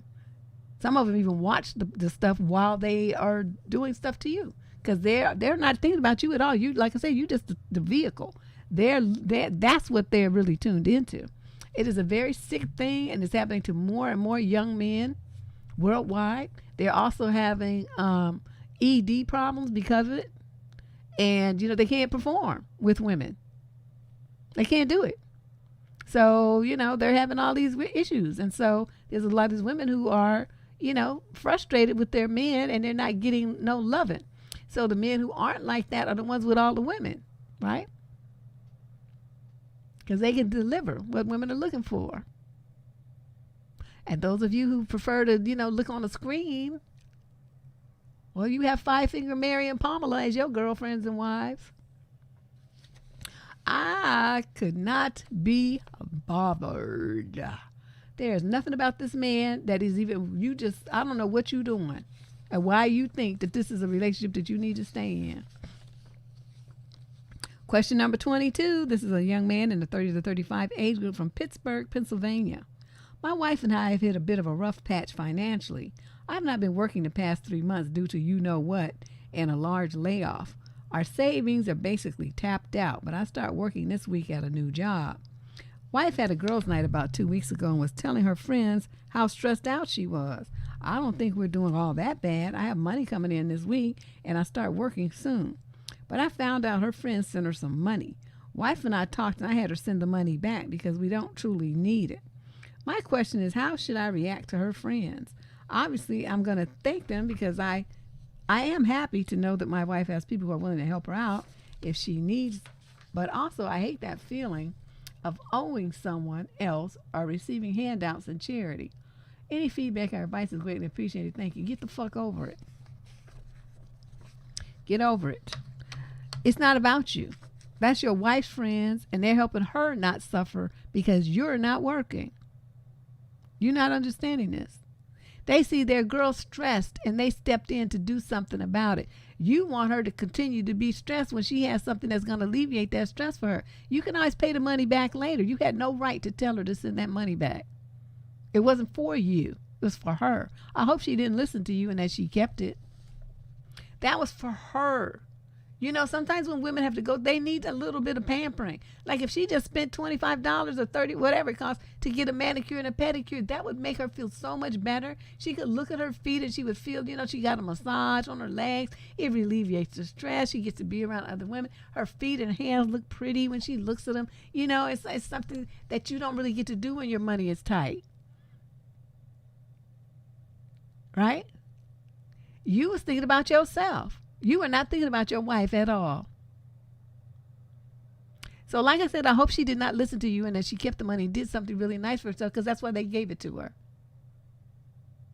Now you talking about, I hate the feeling of owing someone or receiving handouts and charity. It's not a handout and charity when people love you.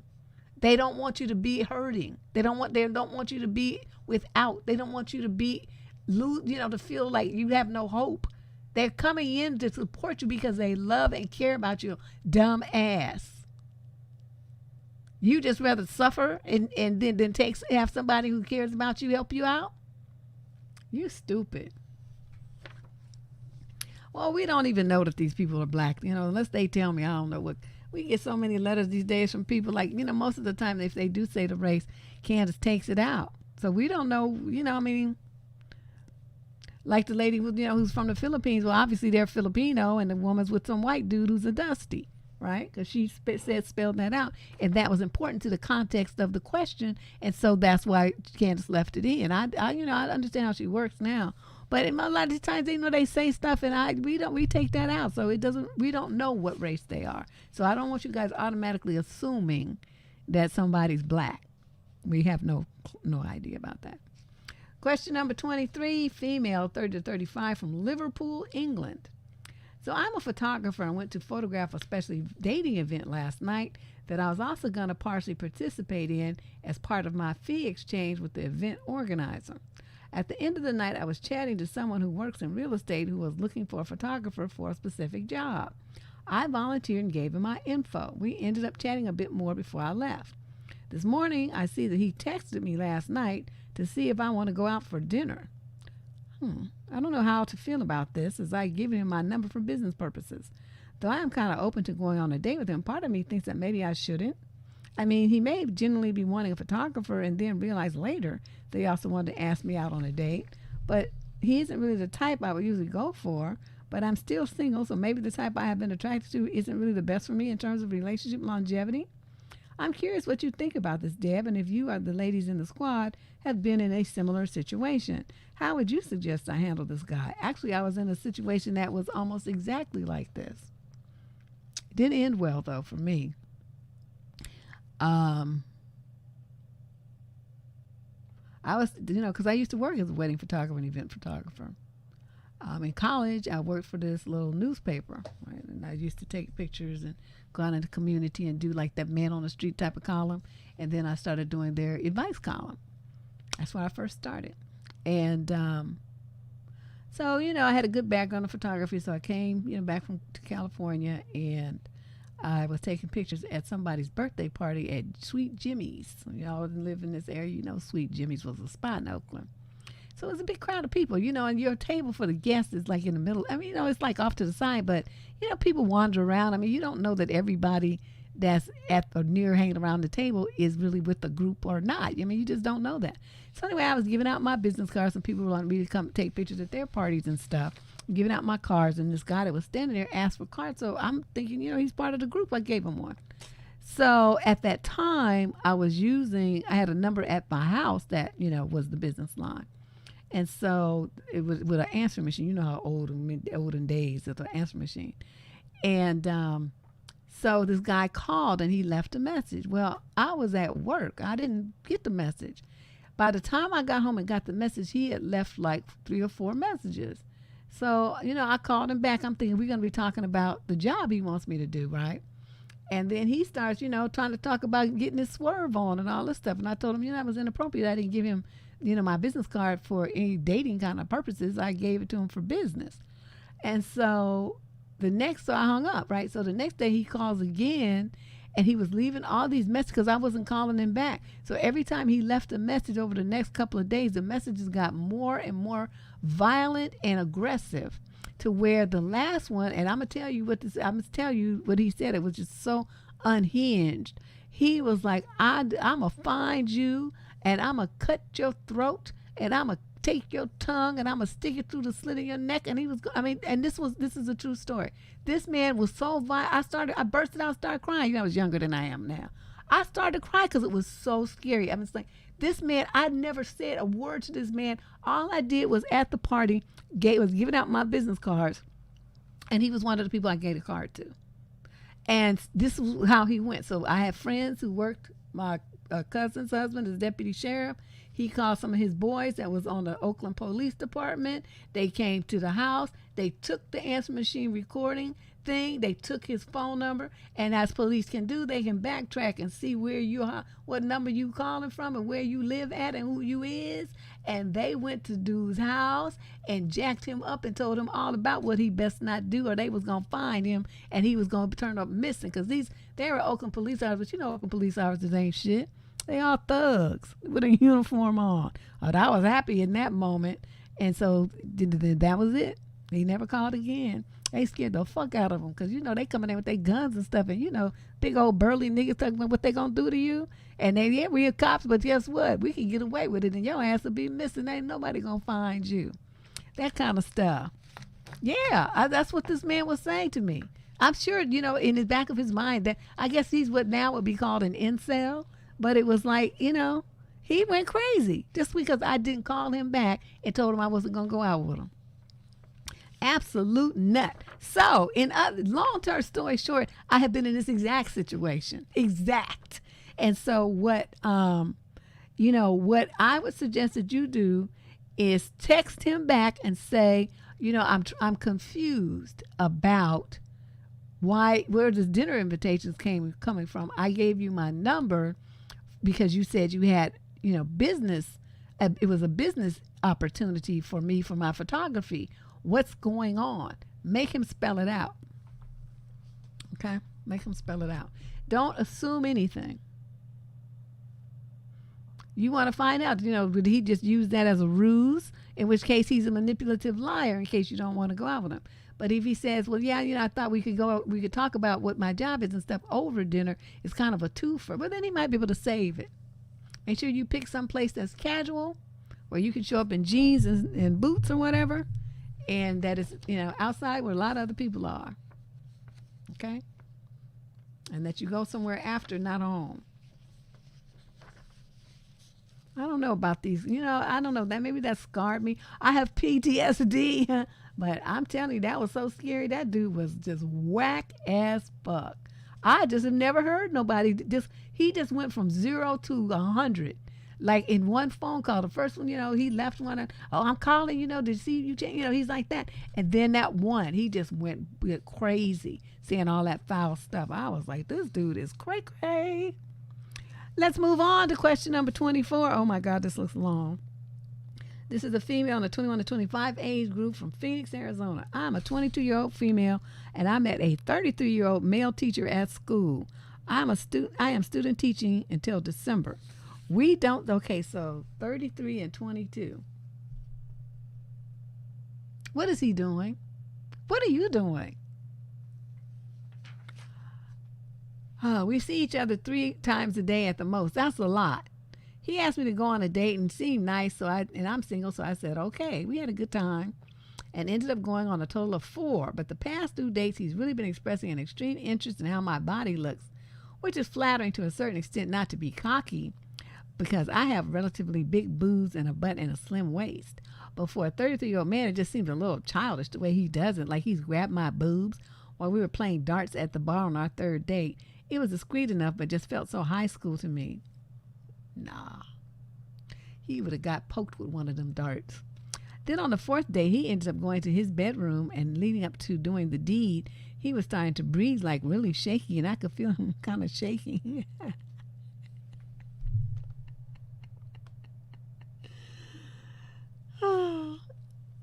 This was really odd given that he's 33 and has been with women before, but I tried ignoring it and hoped he'd calm down.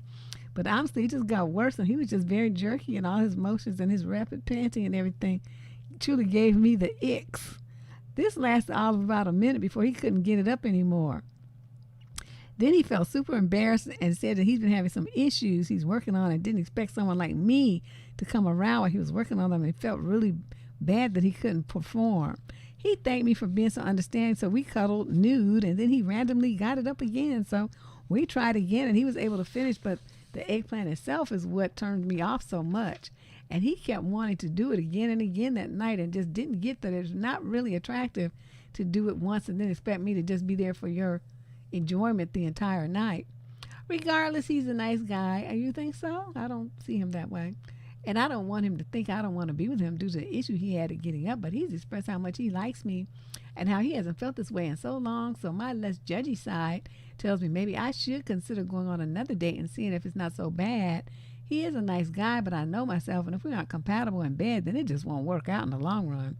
So do I try another date and spare his feelings like it's due him not performing well, or call it off now before he starts liking me more than he already does? Oh no, you should have called it off when he started with all that shaky stuff. You should have got up and said, oh well, yeah, bye. She didn't almost kill him. He almost killed himself. You know his ass, he was old, his hyperventilating, his heart probably about to give out and shit. Girlfriend, let me explain this to you. Okay. First of all, unless you're getting paid, nobody needs to be doing all of that to you in one night. Okay? There's something wrong there. You don't have any boundaries. You let the man grab your chest and you just on a date with him. You don't have any boundaries. You let a man who's 11 years older than you, right? Yeah. 11 years older than you and who works at your school, which is inappropriate dating to me, go on a date with you. You're 22. You're a kid. Okay, he has no business asking you to go anywhere. You had no business accepting. Then he can't fuck.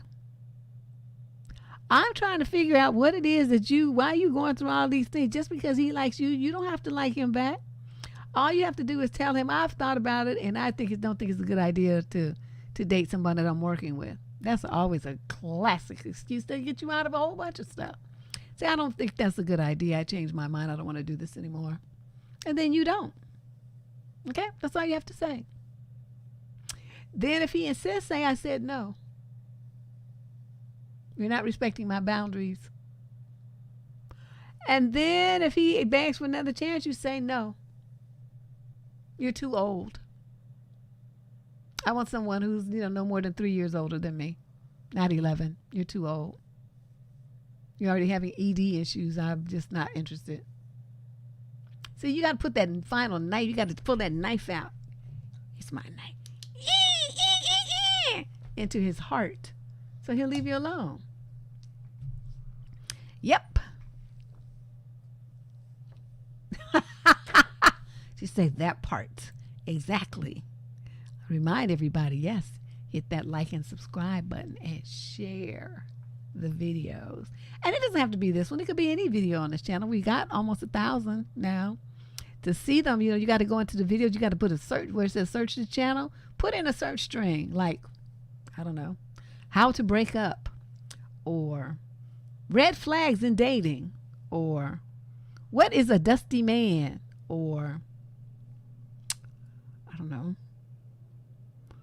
narcissism or something. I don't know. But anyway, whatever kind of key things you're looking for. And all the videos with that in the title or the tags will show up. And there's a lot of content here. A lot of content. All right. So let us get on to our final question of the night. This is question number 25. We are do 25 questions a week, sometimes 26 if it's a rough day, but 25 is the usual. Male in the 21 to 25 age group from Adelaide, I'm not sure how you pronounce that, Australia. So I'll just keep things brief and get to the point like I know you like. You right. I recently met this girl that I really like, but I just learned that she's only 19. That honestly seems problematic to me. I'm 25, and my 26th birthday is less than a month away. I'm not so much concerned about the actual age gap as I am the differing ages themselves. I believe that a 7-year age gap isn't too much of a problem when you're depending on the actual ages. Say 34 and 27, for example, doesn't seem that bad to me. But 26 and 19 does understandably come off as a bit eyebrow raising, in my opinion. What do you think? I agree with you. And I'm glad to see that you're thinking that way. Because even though people say, well, girls mature faster than boys, I don't give a fuck. She's 19. Teen means kid. In any planet on this earth, teen is a child. Okay, you 26, you're on the downstroke to being 30. And she ain't even made it into her 20s yet. No. Anyway, I applaud you for having enough sense to give this some thought. Because, I'm sure she'd be trying to be all extra mature and stuff. But she's a kid. She's going to be talking about silly stuff and wanting to do silly stuff. And a man out of school and in the workforce and stuff, you have a whole different focus for your life than what she's doing. You a young man in the building phase. She's still a student. Y'all at different stages of life. And you cannot bring her along and expect her to be as mature and stable financially or anything that you are, because you're in a different stage of life right now. So yes, it's great that you really like her, but don't pursue this right. Get with somebody who's more on your page, who's got more life experience like you do, and who's more, mature, a little older. And you'll have it'll be easier for you guys to understand each other a little bit better. But if you're still single and what did you say, 34, and she's 27, well, then you can pursue this. But right now, she's still a kid. 19 is still a kid. No. That's a big, fat, greasy no. So anyway, that's our show. Oh, but remember Thursday, we have the panel discussion on motherhood, raising sons as a single mom. What the impact of fatherlessness is on boys raised in a home with just their mother. We got 3 fabulous guests for our panel here, so please spread the word. You can find the video link in the upcoming shows on the video section on the channel page. But it's going to be just so dynamic. We got Dr. Brenda Wade, who is a big-time personality here in the San Francisco Bay Area. She's been on radio, TV. I mean, she just written all kinds of books. I mean, does all kinds of speaking engagement. So for me to get her on this channel, I feel like, whoo, honey, I just can't believe it. So I'm going to have to be on my best behavior. I'm not seeing my Manolos, Mr. Keith Kelson. I'm going to have to send you my address. So anyway, you guys, what did I get ready to say? Yeah, so that'll be Thursday, a live stream that starts at 6 p.m. And then I'm going to be going out of town, but we do have the other show on Sunday. I'm thinking I'm going to see if I can get my cousin to join me on Sunday. And finally, because I had a headache this week, so we didn't do it. And we're going to be talking about male hypergamy.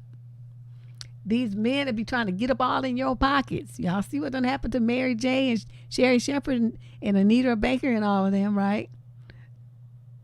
Jill Scott, they pockets got tapped. So we're going to be talking about that. And this happened on a much larger scale than celebrities. I mean, just, your average woman. It's all kinds of these dudes. I mean, I'm telling you, they had totally flipped the script. They want to be the woman. They want you to take care of them. It's just the most wildest thing. So anyway, I want to thank everybody for coming to the What the Fuck Tuesday. Be sure to follow the channel, so hit that subscription button and the like button, and share a video or two while you're at it. I'll see you guys on Thursday night, all right?